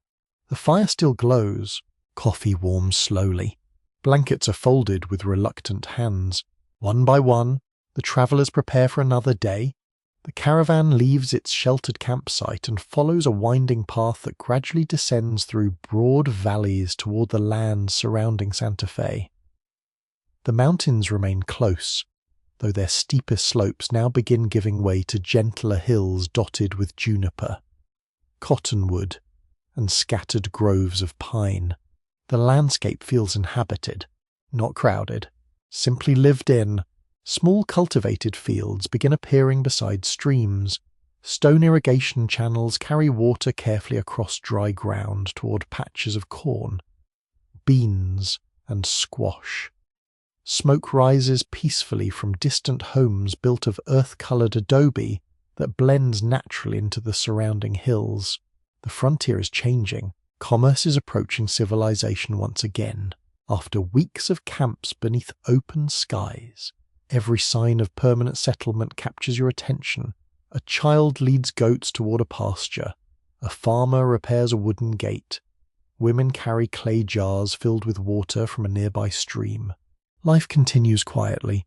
It has continued here long before your caravan arrived. The guide reminds everyone that they are now entering communities shaped by generations of Spanish colonial influence and, more recently, the independent nation of Mexico. Customs differ from those familiar in Missouri. Courtesy matters. Respect matters even more. The caravan slows naturally while passing smaller settlements. Curious faces watch from shaded doorways as the long line of freight wagons rolls steadily along the dusty road. Some children wave shyly. Several travellers wave back. Simple kindness crosses many boundaries. Before midday, another merchant travelling east stops beside the caravan. His wagons carry tightly packed bundles of wool together with silver coins carefully secured inside locked chests. His journey home has already begun. Yours is nearly complete. He smiles broadly. Santa Fe is busy. Those 3 words spread through the caravan almost immediately. Busy markets mean opportunity. Merchants quietly straighten their clothing. Some begin reviewing handwritten inventories once more. Others mentally calculate expected prices for every crate resting behind them. Weeks of preparation now approach their true test. The trail has demanded endurance. The marketplace will demand judgment. Historical economists studying customs records preserved from the Santa Fe trade have found that successful merchants often depended as much upon careful negotiation as upon the quality of their cargo. Researchers associated with Columbia University have noted that commercial relationships built through trust frequently proved more valuable over time than any single profitable transaction. Reputation travels quickly, especially along one road. The afternoon sun grows warmer as the mountains slowly fall behind. The road widens slightly, and more travellers appear moving in both directions. Pack animals carry goods impossible to transport in bulky freight wagons. Riders exchange greetings before continuing toward distant destinations. Movement fills the landscape. The trail has become a living artery. You begin noticing details that would have seemed remarkable only a month earlier. Adobe walls, flat roofs, wooden gates carved with careful craftsmanship, fruit trees growing beside irrigation ditches. Everything reflects generations of practical adaptation to this dry country. Nothing feels accidental. Even the architecture belongs naturally to the land. One young teamster admits he expected Santa Fe to resemble the towns back east. The older guide smiles gently. It belongs to its own country. His answer captures something difficult to describe. Every region shapes its own character through climate, history, culture, and necessity. Toward late afternoon, the caravan pauses upon a broad rise overlooking the valley ahead. There it is, Santa Fe. The city appears quietly rather than dramatically. Low adobe buildings spread across the landscape beneath surrounding hills. Church towers rise above clustered rooftops while narrow streets weave between homes. Workshops, courtyards, and marketplaces. Smoke drifts peacefully upward. Sunlight warms the earthen walls. The destination that has filled countless conversations now stands before your eyes. No one speaks immediately. The moment feels too meaningful. One merchant quietly removes his hat again. Another simply smiles without realizing it. Weeks of uncertainty have carried everyone here. The final miles seemed almost unreal. The caravan descends carefully toward the city while bells ring faintly somewhere ahead. Their distant sound drifts across the warm afternoon air. The smell changes too. Instead of open prairie and campfire smoke, new scents greet you. Fresh bread, wood smoke, leather, livestock, cooking spices carried gently through shaded streets. Every sense recognizes arrival. The wagons enter Santa Fe slowly, allowing local traffic to continue around them. Merchants, laborers, craftspeople, families, soldiers, and travelers move through busy streets where business fills nearly every corner. Voices blend together. Doors open and close. Animals pull carts through narrow lanes. The city lives with quiet confidence born from generations of commerce. You realize something remarkable. The journey has not ended, only its first half. Now the true purpose of the expedition begins. Warehouses must be found, goods unloaded, prices negotiated, partnerships renewed. Every careful mile travelled across the plains now becomes meaningful only if trade succeeds. The caravan leader arranges storage for the freight before evening. Trusted contacts greet him warmly. Handshakes replace formal introductions. These relationships were built over many years. They cannot be hurried. Some historians continue discussing the exact commercial influence of Santa Fe during different decades because political changes, military events, and shifting trade patterns affected business over time. Even so, scholars broadly agree that the city served as the essential western anchor of the Santa Fe Trail, connecting the American frontier with the markets of northern Mexico throughout much of the 19th century. Roads matter. Destinations matter too. Without Santa Fe, the trail would never have carried such importance. As evening settles across the city, you walk quietly through streets illuminated by fading sunlight.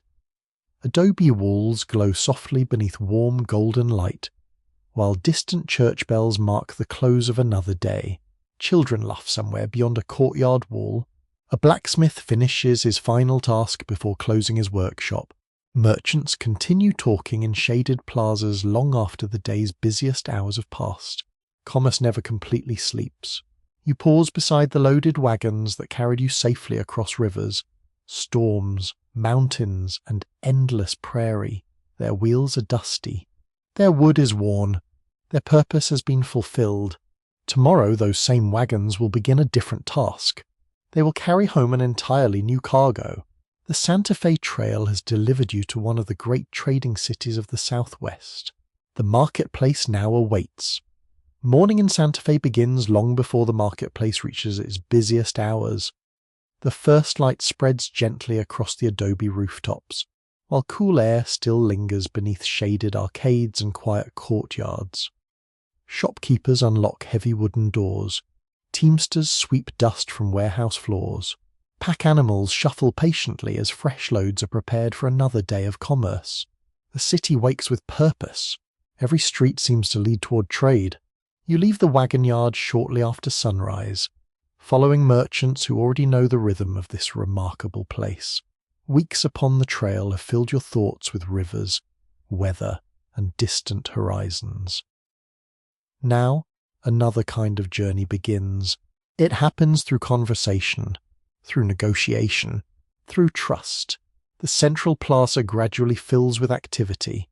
Farmers arrive carrying baskets of produce gathered from nearby fields. Craftsmen display finely worked leather, pottery, woven blankets, and metal goods. Traders inspect one another's merchandise with practiced eyes, asking careful questions before discussing prices. Nobody appears hurried. Important business rewards patience. One American merchant slowly opens a large wooden crate that has remained sealed since leaving Missouri. Inside rests polished hardware wrapped carefully in protective cloth. Nearby buyers examine every piece with quiet attention. Quality speaks before words do. Another wagon reveals bolts of sturdy fabric in deep shades of blue, red, and brown. The cloth catches the morning light while several customers gently test its texture between careful fingers. Nothing is handled carelessly. Every purchase represents meaningful value. You notice how negotiations unfold with surprising calm. Voices remain respectful even when buyers and sellers disagree. Offers rise gradually. Counter-offers follow. Both sides consider every detail before reaching an agreement. Sometimes they walk away. Sometimes they return later. Good business rarely demands haste. One experienced trader quietly explains that earning a fair reputation matters far more than winning a single bargain. People remember honesty. He smiles. They also remember greed. His lesson feels timeless. Historical records preserved in customs documents and merchant correspondence reveal that repeat commercial relationships form the foundation of successful Santa Fe trade. Researchers associated with Harvard University have concluded that long-term trust often generated greater prosperity than short-lived attempts to maximize individual transactions. Commerce depends upon confidence. Confidence grows slowly. Throughout the morning, wagons gradually become lighter. Heavy crates disappear into warehouses. Manufactured goods from the eastern United States begin their new lives in homes, workshops, and businesses across northern Mexico. The transformation feels almost magical. Weeks of careful transportation now become useful objects in countless hands. Yet the wagons will not remain empty for long. Soon they begin receiving entirely different cargo. Bundles of fine wool are stacked carefully against the wagon sides. Tanned hides follow. Blankets woven with remarkable craftsmanship are folded neatly beside bags of valuable goods destined for eastern markets. Silver coins change hands quietly. Ledgers receive fresh entries. The direction of commerce is reversed. You wander through narrower streets where small workshops hum with steady activity. A potter shapes damp clay with practiced movements while a nearby carpenter smooths rough timber into elegant furniture. The scent of freshly cut wood mingles with warm bread drifting from neighborhood ovens. Every corner reveals another trade. Every trade supports another family. The city feels connected through countless small acts of labor. Children carry baskets between shops. Elderly craftsmen patiently teach younger apprentices. Neighbors greet one another while pausing briefly beside shaded doorways. Daily life continues naturally. The caravan has entered an existing world. It has not created one. That realization quietly deepens your appreciation of Santa Fe. For travelers arriving after weeks across open country, the city may seem like the end of the trail for its residents. However, it remains simply home, a place where ordinary mornings unfold, a place where work continues, a place where history quietly accumulates. Around midday, you join several merchants beneath a covered courtyard where the shade offers welcome relief from the strengthening sun. Clay pitchers filled with cool water stand upon a long wooden table beside simple meals of bread, beans, roasted meat, and fresh vegetables. Conversation flows easily. Business slows for a little while. One merchant recalls his first arrival many years ago. He laughs softly while remembering how overwhelmed he felt by unfamiliar customs, new faces, and busy markets. "I thought I understood trade." He shakes his head gently. The trail teaches one lesson. The marketplace teaches another. Everyone around the table nods knowingly. The afternoon brings careful accounting. Ledgers open once again. Profits are calculated against months of preparation. Transportation costs, wages, livestock expenses, repairs, and supplies. Success requires more than selling goods. Numbers must finally agree. One younger trader breathes deeply after completing his calculations. He has earned enough. Not enormous wealth, but enough to repay debts, support his family, and prepare another expedition. Quiet satisfaction spreads across his face. No celebration follows, only gratitude. Modern economic historians studying surviving merchant account books have found that many Santa Fe expeditions produced modest but reliable profits, rather than spectacular fortunes. Researchers associated with Yale University emphasize that disciplined management and repeated successful journeys often proved more important than seeking extraordinary returns from a single caravan. Steady prosperity builds lasting businesses. The trail rewards consistency. Late in the day, warehouses become busy once more as freight intended for the return journey is carefully loaded. Every bundle must be secured against shifting weight during hundreds of miles across mountains, rivers, and plains. Packing remains an art. Heavy cargo belongs low. Fragile goods require protection. Balanced loads preserve wagons. Experienced teamsters inspect every rope before tightening the final knots. They understand that careless loading today may become tomorrow's broken axle far from any settlement. As evening approaches, the marketplace gradually quiets. Shop doors close one by one. Dust settles gently upon streets that only hours earlier bustled with commerce. The city exhales. So do you. Walking through the cooling air, you realize how completely the journey has changed your understanding of distance. Missouri no longer feels impossibly far away. It simply waits beyond the trail. Some historians continue debating which categories of goods generated the greatest long-term influence along the Santa Fe Trail because commercial demand shifted with changing markets and political circumstances. Despite those discussions, scholars broadly agree that the exchange itself transformed regional economies by connecting communities that had previously remained far more isolated from one another. Trade carried more than merchandise. It carried ideas, skills, relationships, opportunity. Night settles gently over Santa Fe. Lanterns glow behind adobe walls while quiet conversations drift through peaceful courtyards. The wagons stand loaded once more, though their cargo now tells a completely different story from the one that began in Missouri. Soon the road will call again. The return journey waits patiently beyond the city gates. The wheels are ready, so are you. The wagons stand ready before sunrise once again, yet they no longer carry the same story. Weeks earlier, every crate held manufactured goods carefully packed in Missouri. Now the freight has changed completely. Bundles of fine wool rest beneath heavy canvas. Carefully folded blankets fill wooden chests. Tanned hides lie secured with thick leather straps. Small locked boxes containing silver coins remain under constant watch. The trail is about to flow east. Commerce has completed one half of its great circle. The streets of Santa Fe remain quiet as the caravan slowly departs through the city gates. A few early shopkeepers pause to watch the familiar procession. Some recognize merchants they have known for years. Friendly waves are exchanged without ceremony. There are no dramatic farewells. Everyone expects the traders to return again. The Santa Fe Trail is no longer an experiment. It has become a dependable artery of commerce. As the city gradually disappears behind gentle hills, you glance back one final time. The adobe buildings glow softly beneath the rising sun before blending into the landscape itself. Ahead lies the same road, yet it feels entirely different. You know where dependable streams can be found. You recognize the shape of distant hills. Familiar campsites no longer seem mysterious. The unknown has slowly become experience. That realization brings quiet confidence. The caravan travels at a slightly steadier pace than before. Everyone understands the routines almost without thinking. Fires are built quickly each evening. Animals are inspected before anyone prepares supper.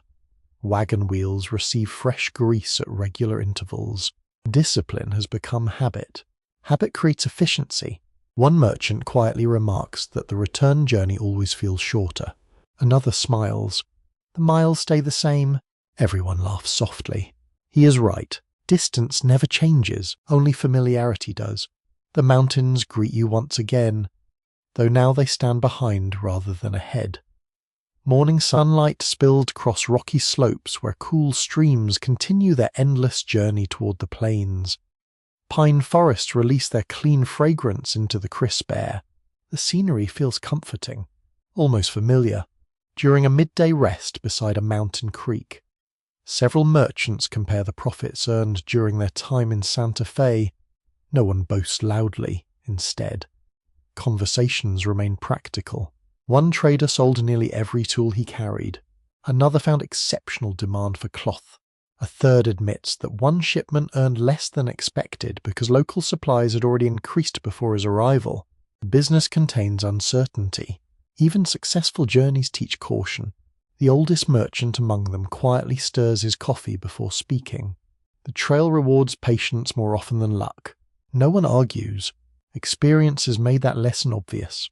Historical studies based upon merchant account books indicate that repeat expeditions often proved more profitable than first attempts, because experienced traders better understood transportation costs, seasonal timing, and local markets. Researchers associated with the University of Pennsylvania have noted that commercial knowledge accumulated gradually across multiple journeys rather than appearing all at once. Wisdom compounds, just like careful investment. The afternoon descent through the mountain valleys requires the same attention that climbing demanded weeks earlier. Wagon brakes must be checked constantly. Heavy freight pushes firmly against the teams whenever the trail slopes downward. Drivers remain calm. Calm prevents mistakes. One wheel strikes a hidden rock with surprising force. Everyone immediately stops. The blacksmith kneels beside the axle while several others steady the wagon. For a tense moment, silence settles across the group. Then he smiles. Only the iron rim has loosened slightly. Within half an hour the repair is complete. The journey continues. Preparation once again defeats misfortune. Later that evening, camp rests beside the same stream where the caravan paused during the westbound journey. Several travellers immediately recognise a broad cottonwood whose twisted trunk had offered welcome shade weeks before. Someone laughs quietly. I remember this tree. Another points toward a nearby boulder. And that campfire. Memory transforms landscapes. Places become familiar through experience. As supper cooks slowly above glowing coals, conversation turns toward families waiting back east. Letters cannot travel quickly across the frontier. Months may pass before loved ones learn whether the expedition succeeded. One young teamster removes a folded piece of paper from his pocket. It contains only a few lines written by his mother before departure. The edges have become worn from repeated reading. He smiles softly before returning it to his pocket. Some treasures weigh almost nothing, yet mean everything. The evening air grows pleasantly cool beneath a sky filled with countless stars. The familiar sound of flowing water mingles with the gentle crackle of burning wood, while tired oxen graze quietly nearby. You notice how different everyone feels compared with the beginning of the expedition. The awkwardness among strangers has disappeared. Friendships have formed naturally. Shared work has created quiet trust. Nobody needed speeches. The trail accomplished it. One merchant now instinctively hands another a cup before pouring his own coffee. Another quietly helps tighten a blanket around an older teamster, whose shoulders still ache from loading freight. Small kindnesses become ordinary. That may be the greatest wealth carried home.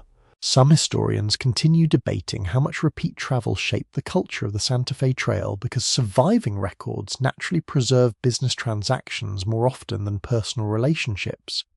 Even so, diaries and correspondence consistently suggest that experienced caravans developed strong bonds through months of shared labor, danger, and mutual dependence. Community grows slowly, mile after mile. You lie back beneath the mountain sky while cool air drifts gently through the valley. Tomorrow the caravan will leave these higher elevations once more, returning toward the wide plains where rivers, grasslands, and changing weather still wait. The freight has changed, and the travelers have changed. Even you have changed. The road remains the same, quietly stretching eastward beneath the stars, ready to carry another season of commerce across the growing American West. The mountains gradually fade behind the caravan, not disappearing all at once, but retreating a little farther into the western horizon with every passing day. Their cool air lingers during the mornings, yet by afternoon the familiar warmth of the plains begins returning. You recognize the feeling immediately. The wide sky opens once more. The horizon stretches endlessly in every direction. The land seems to breathe differently here. After days of winding valleys and narrow passes, the broad grasslands feel almost astonishing in their scale. The caravan leaves rocky trails behind and returns to the rolling prairie where the steady rhythm of freight wagons once again becomes the heartbeat of daily life. The wheels sound different. Stone has given way to earth. The soft creaking of wooden axles blends with the quiet rustle of tall grasses moving beneath the wind. Meadowlarks call from scattered shrubs while distant buffalo graze peacefully along the horizon. The familiar landscape welcomes you back, yet it no longer feels unfamiliar. You know where the streams are likely to appear. You recognize several hills that once seemed impossible to distinguish from one another. Even the changing color of the grass offers small clues about hidden water nearby. Experience quietly changes perception. You notice what once escaped your attention. The caravan reaches Bent Fort once again late in the afternoon. This time the arrival feels different from the first visit. Instead of discovering an unknown refuge after weeks upon the trail, you return almost like an old friend. Several workers recognize familiar faces. Greetings come easily. Questions follow. How was Santa Fe? Were the markets busy? Did the mountain crossings remain clear? The answers spread quickly through the busy courtyard. Trade never stops gathering information. One blacksmith immediately begins inspecting several wagons that have travelled both directions across the trail. Though they survived the mountains well, long miles have left visible marks. Iron rims show wear. Axles require fresh grease. Leather straps need replacing. Routine maintenance remains as important as ever. A well-repaired wagon today may prevent disaster hundreds of miles farther east. While repairs continue, you wander through the fort once again. Its busy atmosphere feels almost comforting after weeks between settlements. Teamsters unload freight arriving from distant directions.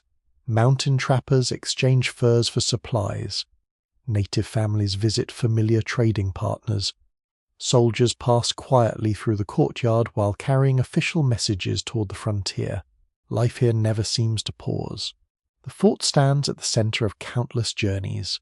Historical research based upon archaeological excavations and surviving business ledgers indicates that Bent Fort functioned as one of the most significant commercial crossroads in the southern plains during the height of the Santa Fe trade.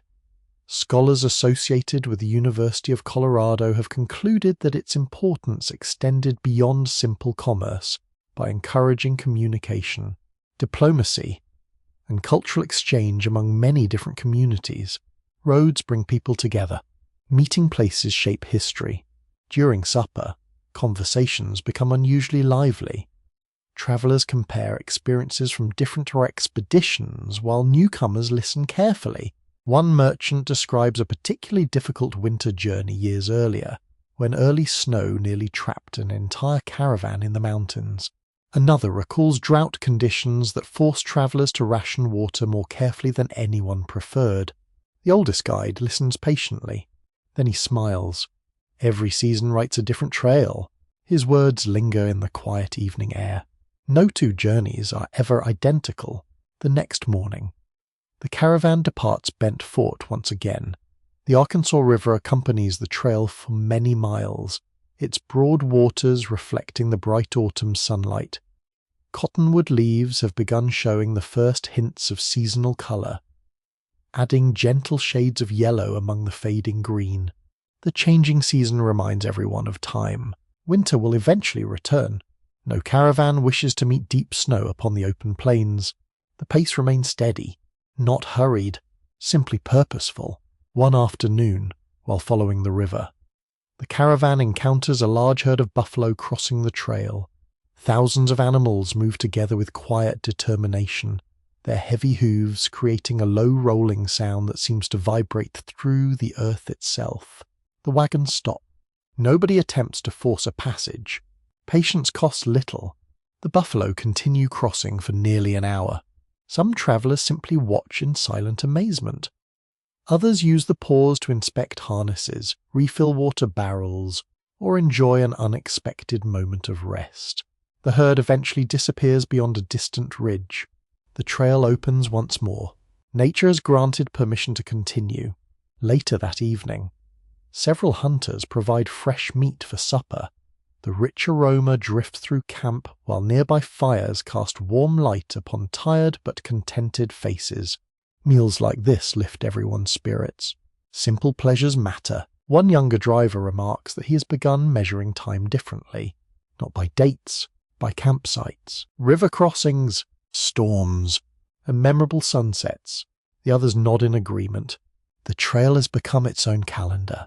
As darkness settles across the prairie, you walk a short distance beyond the wagons. The wind moves gently through the tall grass with a soft whisper that seems almost endless. Above you, the stars return in astonishing numbers, just as they did during the first weeks of the journey. Yet they seem different now, or perhaps you do. The road has quietly changed your way of seeing the world. Distance feels smaller. Patience feels stronger. Ordinary comforts feel more valuable. Some historians continue debating exactly how much traffic passed through Bent Fort during different decades because surviving commercial records remain incomplete. Nevertheless, broad agreement exists that repeated visits by merchants, military expeditions, native communities, and independent travelers made the fort one of the defining landmarks of the Santa Fe Trail during its busiest years. Its walls witnessed countless stories.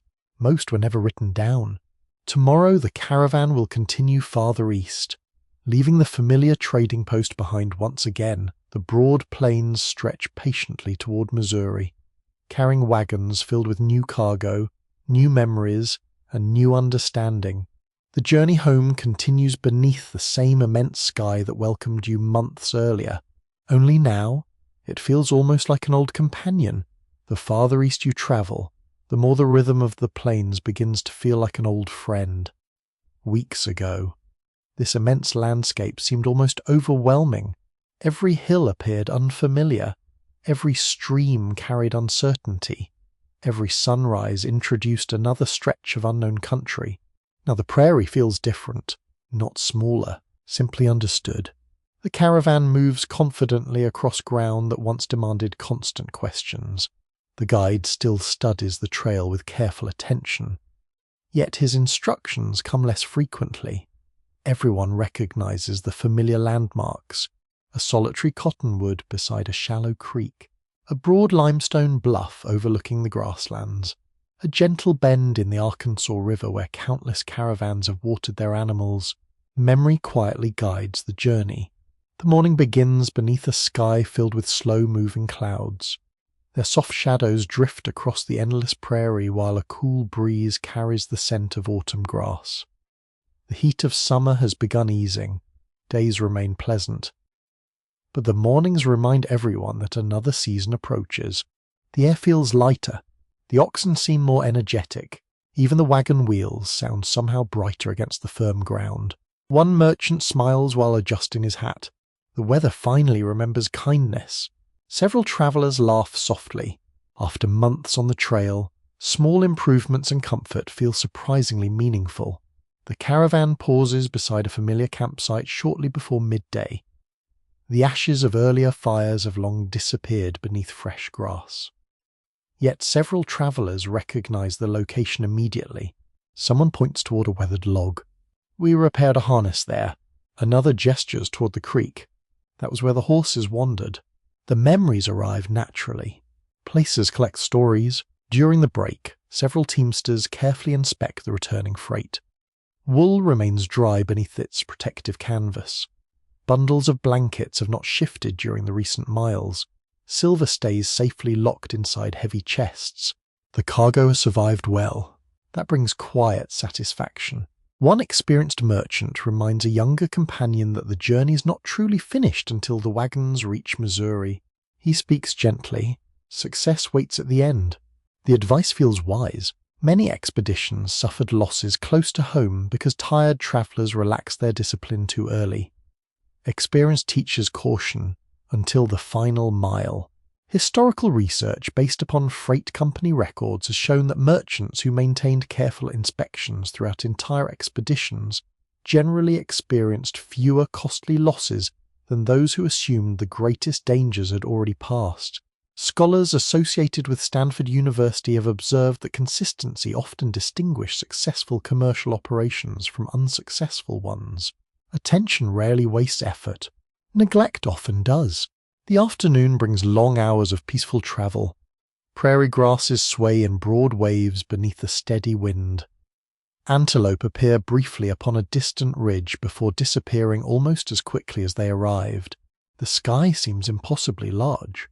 Clouds drift without hurry. You begin noticing sounds that once disappeared beneath the excitement of the journey. The quiet creak of leather straps. The steady breathing of oxen. The soft tapping of loose harness chains. A meadowlark singing from unseen grass. Ordinary sounds become deeply comforting. They belong to daily life upon the trail. Late in the afternoon, the caravan encounters another westbound group preparing for its own expedition towards Santa Fe. Their wagons are freshly loaded with manufactured goods, almost identical to those your caravan carried months earlier. The meeting feels strangely familiar. You see yourselves reflected in them. Their questions sound exactly like the ones your own group once asked. How are the rivers?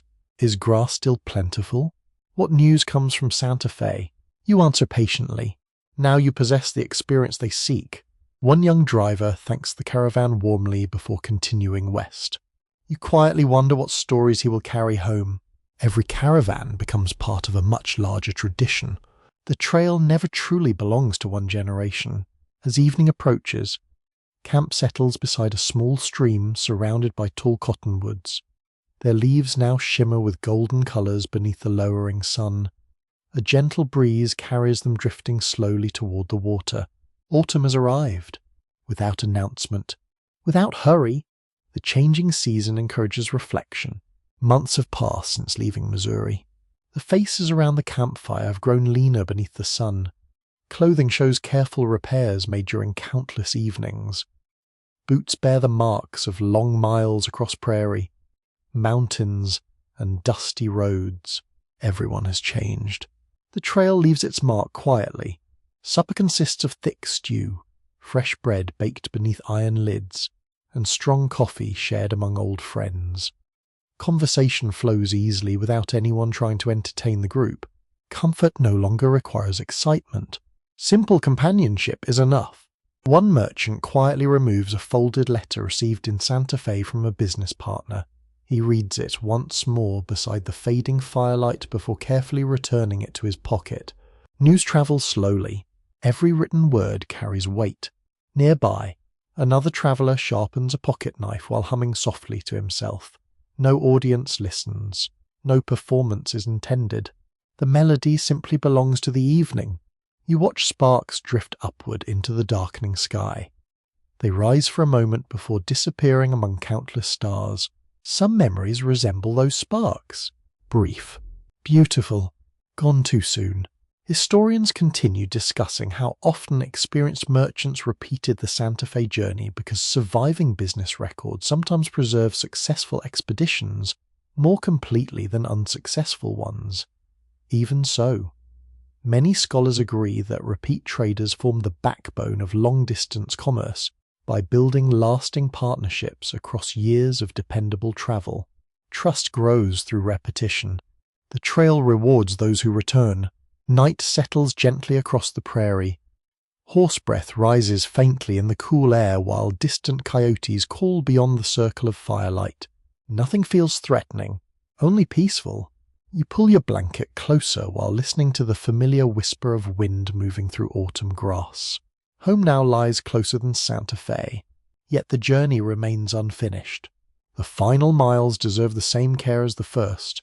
Tomorrow the wheels will continue turning east beneath another broad sky, carrying not only valuable cargo but also months of quiet experience gathered along one of the greatest trading roads the American West would ever know. The mornings grow noticeably cooler now. When you step from your blanket before sunrise, your breath briefly hangs in the still air before disappearing into the fading darkness. Summer has quietly surrendered to early autumn, and the prairie reflects the change with gentle confidence. Golden grasses replace bright green. The light feels softer. The shadows grow longer.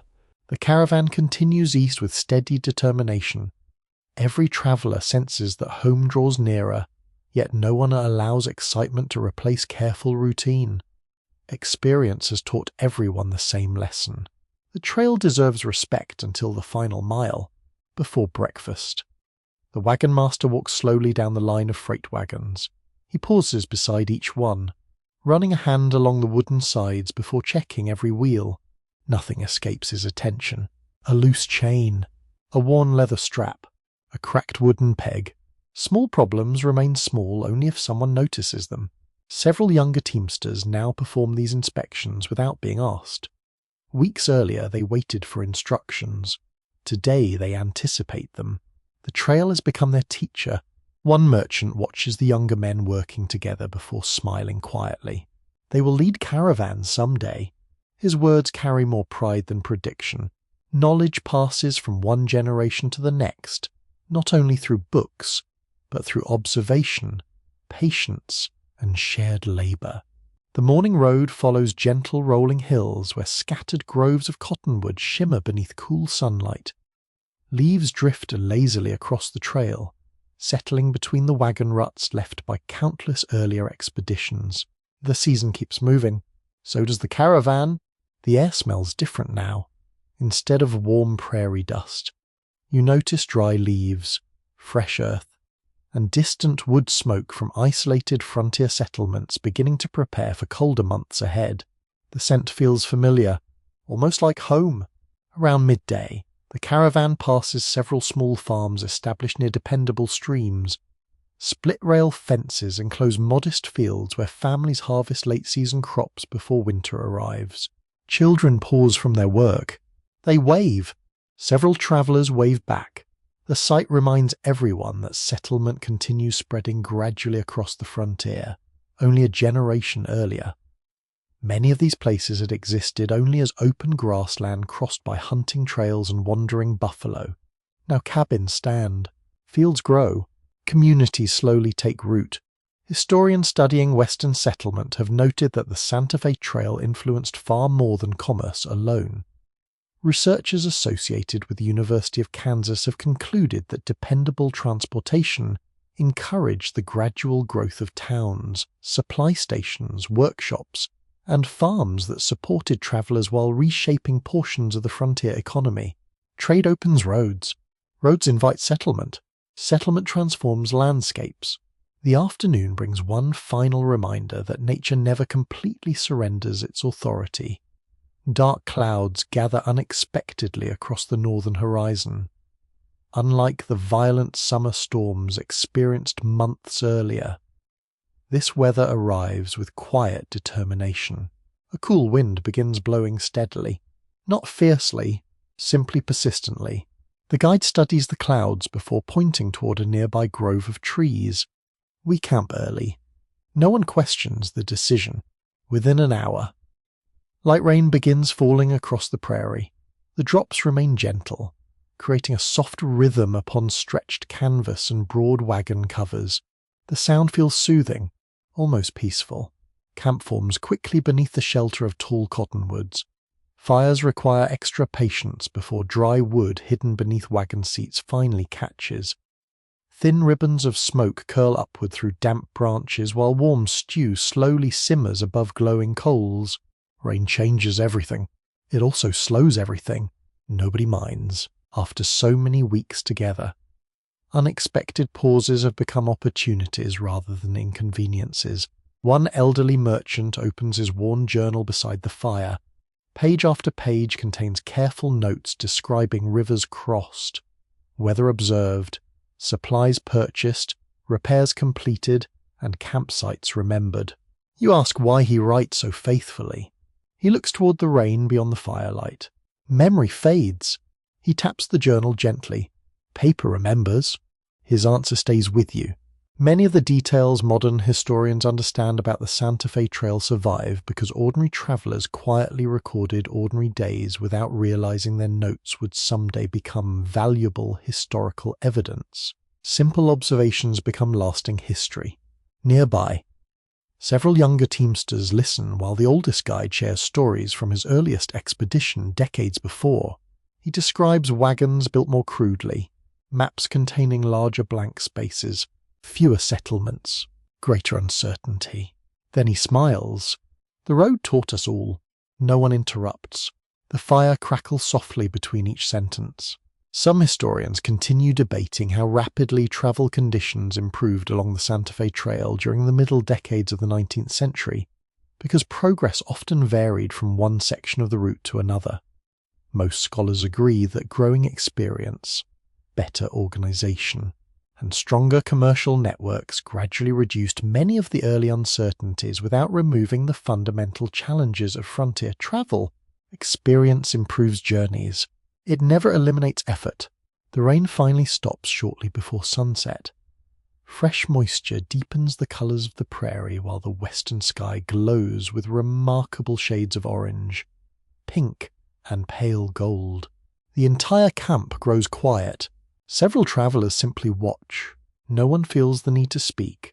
Some moments deserve silence, as darkness settles across the wet grass. Frogs begin calling from nearby pools left by the afternoon rain. Their gentle chorus blends with the steady chirping of crickets returning after the passing shower. The night feels calm, secure, comfortable. You lie beneath your blanket, listening to the quiet sounds surrounding the camp. Somewhere beyond the darkness, the road continues toward Missouri.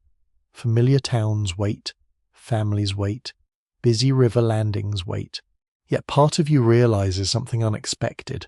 When the journey ends, you may miss the trail itself, the endless skies, the steady rhythm of the wagons, the simple certainty of each day's purpose. Perhaps every long journey leaves behind that quiet feeling, not sadness, gratitude. Tomorrow another sunrise will bring the caravan even closer to home. The wheels will turn, the oxen will lean into their harnesses, and the Santa Fe Trail will quietly carry one more successful expedition toward its eastern beginning. The eastern horizon brightens long before the sun itself appears. A pale silver glow spreads gently across the prairie, while the last stars slowly fade into the growing light. The caravan wakes almost silently, each traveller moving through familiar routines that now require little thought. The trail has become second nature. Hands know their work, feet know the rhythm. Even the oxen seem to understand that the journey is entering its final stage. You notice how quickly camp disappears each morning now. Fires are covered carefully, blankets are rolled with practiced movements. Cooking pots return to their familiar places beneath the wagons. Nothing is wasted. Nothing is forgotten. Weeks of repetition have created remarkable efficiency. The caravan rolls east beneath a sky filled with high white clouds that drift lazily across the cool autumn air. The prairie stretches endlessly ahead, yet something feels different. More travellers appear. Small settlements become more frequent. The frontier no longer feels quite so distant. Occasionally you pass cabins surrounded by newly cleared fields where tree stumps still stand beside fresh fences. Smoke rises from stone chimneys while families prepare for another day of work. Life is expanding, slowly, patiently. The Santa Fe Trail has become one of the roads carrying that quiet transformation across the American frontier. One farmer pauses beside his field to watch the wagons pass. He lifts his hat in greeting. The caravan leader returns the gesture before continuing without slowing. No words are needed. Both understand the importance of the road. Nearby, another settlement has grown around a small trading store where barrels of flour, tools, cloth, and simple household goods stand beneath a wooden porch. Several wagons heading west have already stopped there to replenish supplies before beginning their own long journey. The trail creates opportunity, not only at its destination, but along every mile. Historical research examining commercial development across Missouri and Kansas has shown that businesses serving Santa Fe caravans gradually became permanent communities. Scholars associated with the University of Missouri have observed that blacksmith shops, inns, warehouses, and supply stores often formed the earliest foundations of towns that later expanded well beyond their original purpose. Roads create customers. Customers create towns. Towns create new roads. The cycle quietly continues. As midday approaches, the caravan reaches one of the familiar river crossings visited months earlier during the westbound journey. The water now flows slightly lower than before, reflecting the changing season. The crossing feels easier this time, not because the river has changed greatly, because you have. The guide smiles while watching younger teamsters prepare the wagons. You already know what to do. They certainly do. Ropes are checked. Cargo remains balanced. Animals enter the water calmly. Every movement reflects confidence earned through experience rather than confidence borrowed from hope. The crossing proceeds almost effortlessly. One wagon slips slightly before recovering. Nobody panics. Everyone simply responds. That difference says everything. The trail has quietly transformed uncertainty into competence. Beyond the river, broad grasslands once again stretch toward the eastern horizon. Buffalo appear less frequently now than they did farther west. Those scattered herds still graze peacefully in the distance. A flock of wild turkeys crosses the trail before disappearing into nearby woods. The changing landscape hints that the frontier itself is slowly shifting. Woodlands grow more common. Prairie gradually yields to mixed country. The smell of fallen leaves joins the familiar scent of dry grass. Late in the afternoon, the caravan pauses near an isolated cemetery overlooking a small settlement. Only a handful of simple wooden markers stand within the weathered fence. One traveller removes his hat. Others follow quietly. No one speaks for several moments. The guide finally explains that some early traders, settlers, and travellers never completed their journeys. Illness, accidents, and hardship occasionally claimed lives along the expanding frontier. The reminder feels gentle, not frightening. Every great road carries stories of both success and sacrifice. Modern historians studying frontier cemeteries and local records have emphasized that ordinary people built the American West through countless individual efforts that rarely appeared in official histories.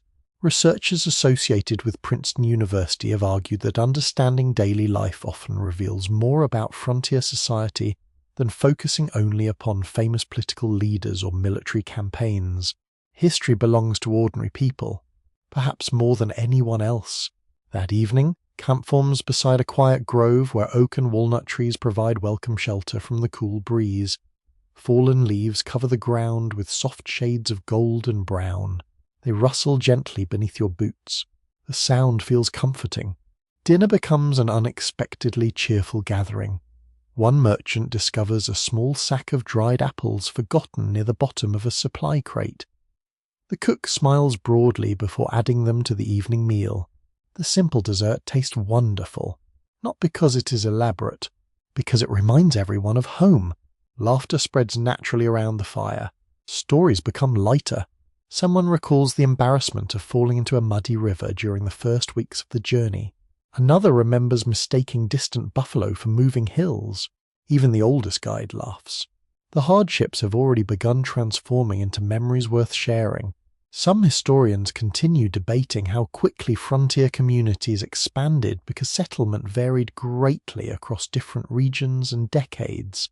Despite those discussions, there is broad agreement that transportation routes such as the Santa Fe Trail accelerated economic growth by encouraging movement, investment, and communication across vast distances. Roads carry far more than wagons. They carry possibility. As darkness settles across the camp, you notice something surprising. Home no longer feels like a distant dream. It feels close enough to imagine clearly. You picture familiar streets, busy river docks, friends waiting patiently, perhaps family members wondering whether the expedition succeeded. The thought brings quiet warmth. Yet another feeling quietly joins it. Gratitude for the road itself. The Santa Fe Trail has demanded patience, endurance, discipline, and cooperation. In return, it has offered understanding. Tomorrow the caravan will travel another peaceful stretch toward Missouri, carrying home not only valuable cargo, but also the quiet wisdom earned across one of the greatest trade routes the American West would ever know.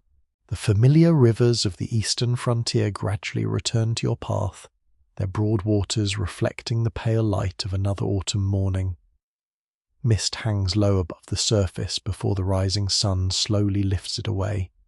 The caravan moves quietly through the cool air, each wagon carrying not only valuable freight but also months of experience gathered across nearly 2,000 miles of travel.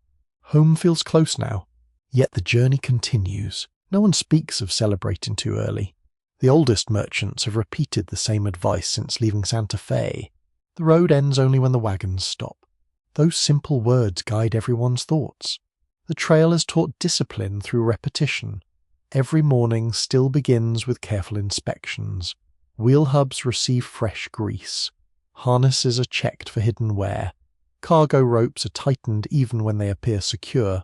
Habit protects success. Carelessness waits for impatience. You notice how naturally these routines unfold. Weeks earlier they required constant reminders.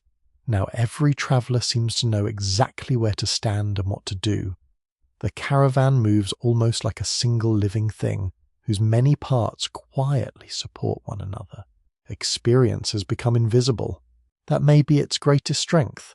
The road carries you through settlements larger than those encountered farther west. Small stores stand beside wagon yards where merchants prepare future expeditions. Blacksmith shops ring with steady hammer blows, while carpenters shape fresh wagon tongues from seasoned oak. Business thrives here. The Santa Fe Trail has brought opportunity to places that once stood far beyond the edge of regular commerce. One warehouse manager greets the caravan leader warmly. He immediately asks about prices in Santa Fe. Were wool shipments plentiful? Did silver remain available? How much demand existed for Eastern manufactured goods? Every answer influences future decisions. Trace stretches beyond one successful journey. It constantly prepares for the next. Historical studies of frontier commerce have shown that information flowing along the Santa Fe Trail often became as economically valuable as the freight itself. Researchers associated with the University of Chicago have noted that merchants carefully adjusted future investments according to reliable reports carried home by returning caravans. Knowledge becomes capital. Good judgment follows reliable information. As the caravan continues east, more wagons appear heading west. Some belong to experienced traders beginning another expedition before winter closes the season. Others carry newcomers whose excitement reminds you of your own departure many months ago. One young merchant rides alongside for a short distance. He asks endless questions. How difficult are the mountain passes? Which campsites provide the best water? How many weeks should the journey require? You answer patiently. The guide answers more carefully. Neither promises certainty. The trail offers possibilities, never guarantees. The young merchant listens closely before thanking everyone. His caravan eventually turns west while yours continues east. For a few quiet moments, you watch the distant wagons growing smaller. The cycle continues. Others now begin the adventure you have nearly completed. That thought feels strangely satisfying. Every generation inherits the road from those who travelled before. By midday, the caravan reaches a busy supply station where several freight companies have gathered. Fresh oxen graze within fenced pastures while stacks of wagon wheels wait beneath open sheds. Skilled craftsmen repair damaged equipment almost continuously throughout the trading season. The smell of fresh-cut timber fills the air. So does hot iron from the forge. The blacksmith examines one slightly worn wheel before nodding approvingly. It has served you well. The merchant smiles. So have the oxen. Everyone glances toward the patient animals resting nearby. Their steady endurance has carried thousands of pounds across rivers, plains, mountains, and dusty roads. Without complaint, without recognition. The caravan owes them much. During the afternoon, the road grows busier still.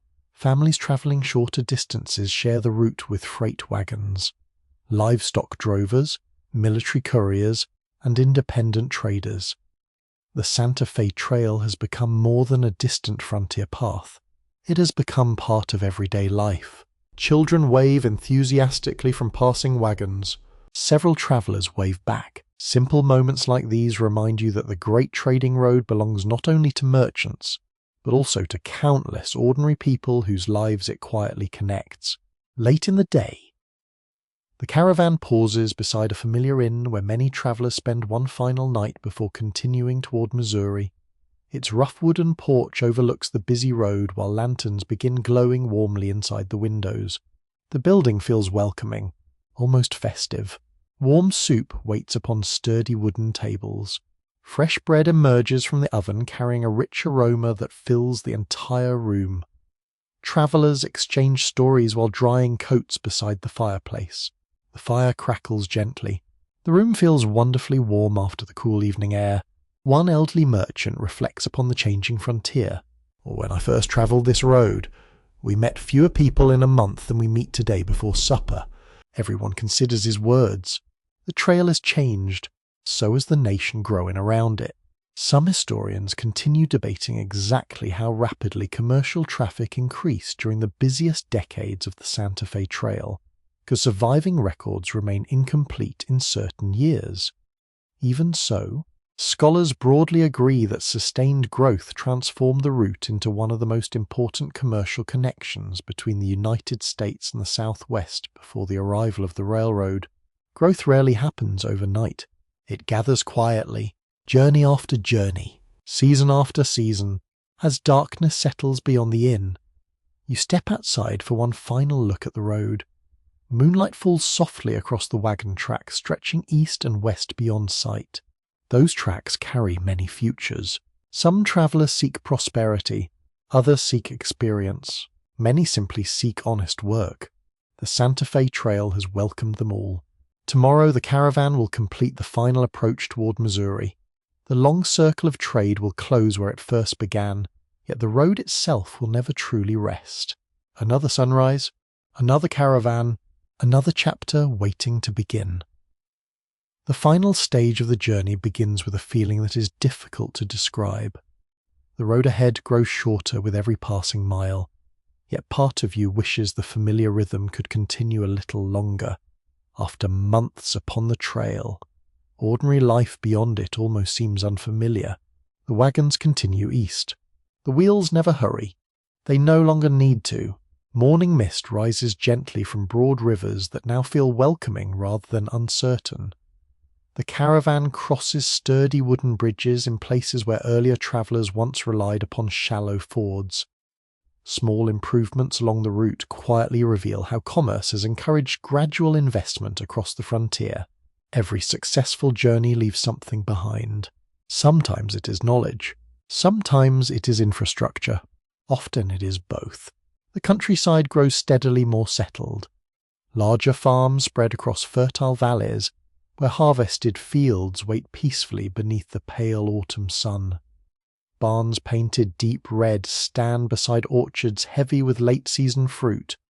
Smoke rises from comfortable homes where families prepare for the approaching winter. The frontier softens. The wilderness slowly gives way to community.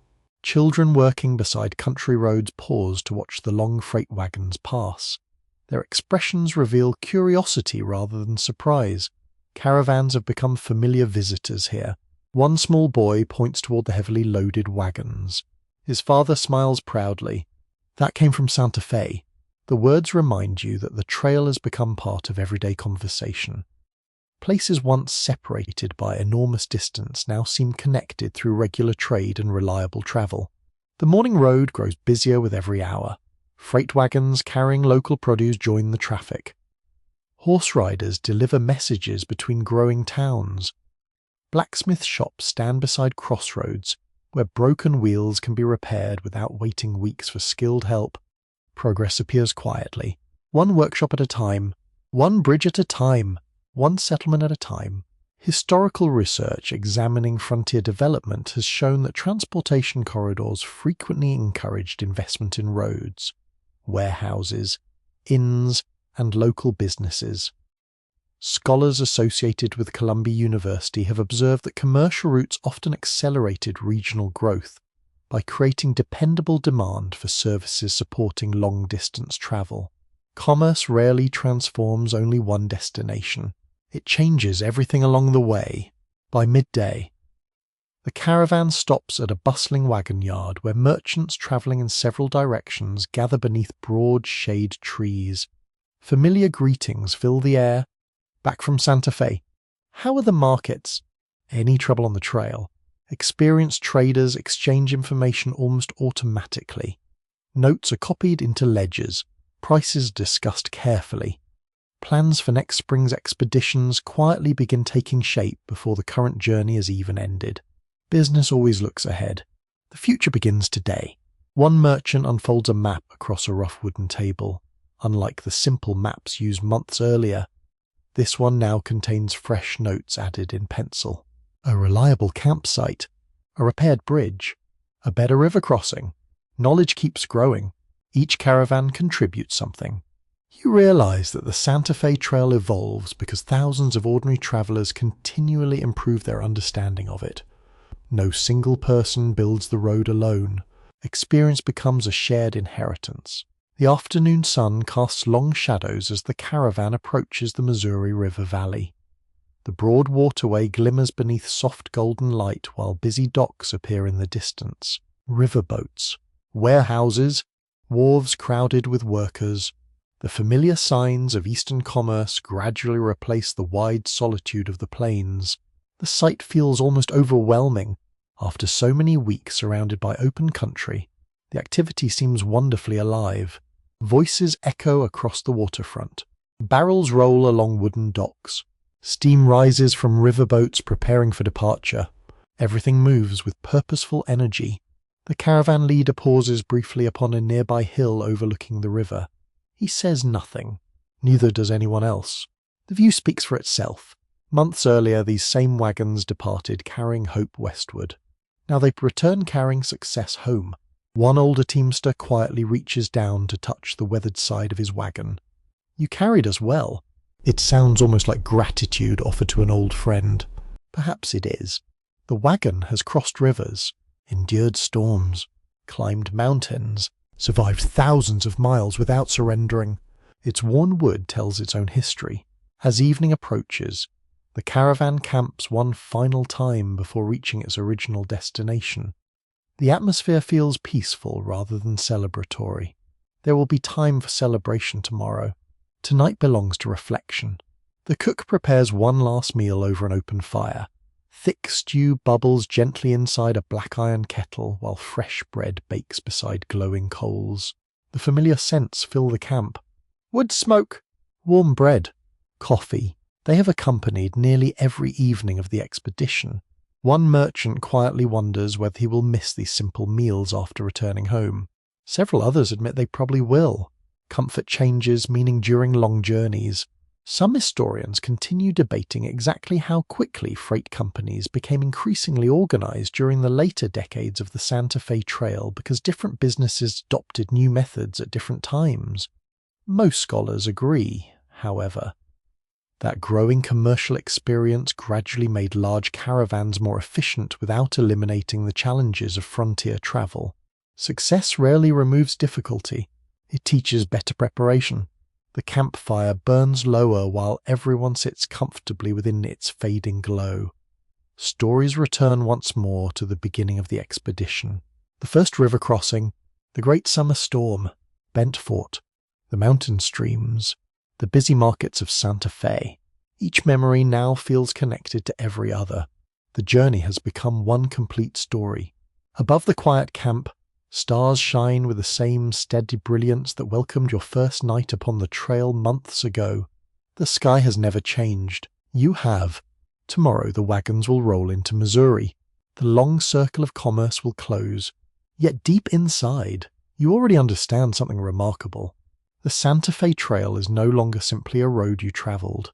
It has become part of the way you understand the American West itself.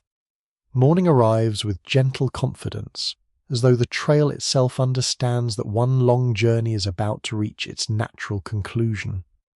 Soft autumn sunlight spreads across the rolling countryside while cool air carries the familiar scent of damp earth and fallen leaves. The caravan wakes without excitement or haste. There is no need. Every traveller already knows what this day means. The wagons begin moving for the final time along the Santa Fe Trail. Their wooden wheels, worn smooth by thousands of miles, roll steadily across the road that has become both workplace and companion. The oxen lean into their harnesses with the same patient strength that carried them across rivers, through storms, over mountains, and back again. Their work is nearly finished. So is yours. As the caravan approaches Missouri, familiar landmarks appear one after another. The broad Missouri River glitters beneath the morning sun. Warehouses stand beside busy docks where riverboats load and unload cargo from distant destinations. Church bells drift softly across the town while merchants begin opening their businesses for another ordinary day. Yet for your caravan, nothing about today feels ordinary. Months ago you departed with uncertainty. Now you return with experience. The wagons enter the bustling town at a slow, respectful pace. Curious onlookers gather along the streets as they always have when successful caravans return from Santa Fe. Friends recognize familiar faces. Family members search the line of travelers with hopeful eyes. Then recognition comes. Smiles spread. Hands wave. Warm embraces replace months of quiet waiting. No dramatic speeches follow. They are unnecessary. Everyone understands what the journey required. Merchants immediately begin directing the unloading of freight. Bundles of fine wool disappear into warehouses. Carefully woven blankets are carried toward waiting buyers. Locked chests containing silver are delivered under careful supervision. The great circle of commerce closes. Soon another will begin. The goods brought from Santa Fe will continue traveling far beyond Missouri. Wool will become clothing in distant workshops. Blankets will warm homes hundreds of miles away. Silver will finance new businesses, new expeditions, and new opportunities. The trail never truly ends at either destination. It continues through every exchange, every investment, every new journey inspired by the last. Historical research examining 19th century commerce has shown that the Santa Fe Trail fundamentally reshaped economic relationships across the American Southwest and the growing United States. Scholars associated with Harvard University and the University of California have concluded that this remarkable trade route connected communities, encouraged investment, strengthened transportation networks, and influenced Western development for decades before the railroad gradually replaced long wagon caravans. Its influence reached beyond trade. It quietly changed history. You walk once more beside the weathered wagon that has carried you across nearly 2,000 miles. Its wooden sides bear scratches from rocky mountain passes. Iron rims show the marks of countless stones. Leather harnesses have been repaired more than once.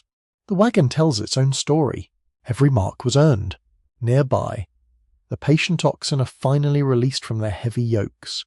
They lower their heads toward fresh grass with quiet satisfaction, unaware that they have helped shape one of the most important commercial roads in North American history. Sometimes history advances slowly, one careful step at a time. As the afternoon passes, merchants gather to compare accounts from the expedition. Ledgers are opened, profits calculated, expenses reviewed, the numbers matter, of course. Yet something greater has also been earned. Knowledge, friendship, experience, confidence. These rewards cannot be measured so easily. One elderly merchant closes his account book before looking thoughtfully toward the western horizon. The road is still there. He smiles gently. It always will be.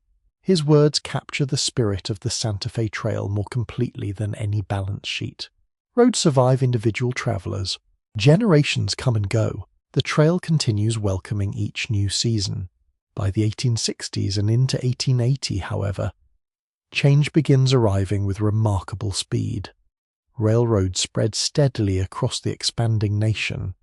Iron tracks carry freight faster than ox-drawn wagons could ever hope to travel. What once required months can increasingly be accomplished in days. Commerce adapts. It always has. Some merchants resist the change. Others embrace it eagerly.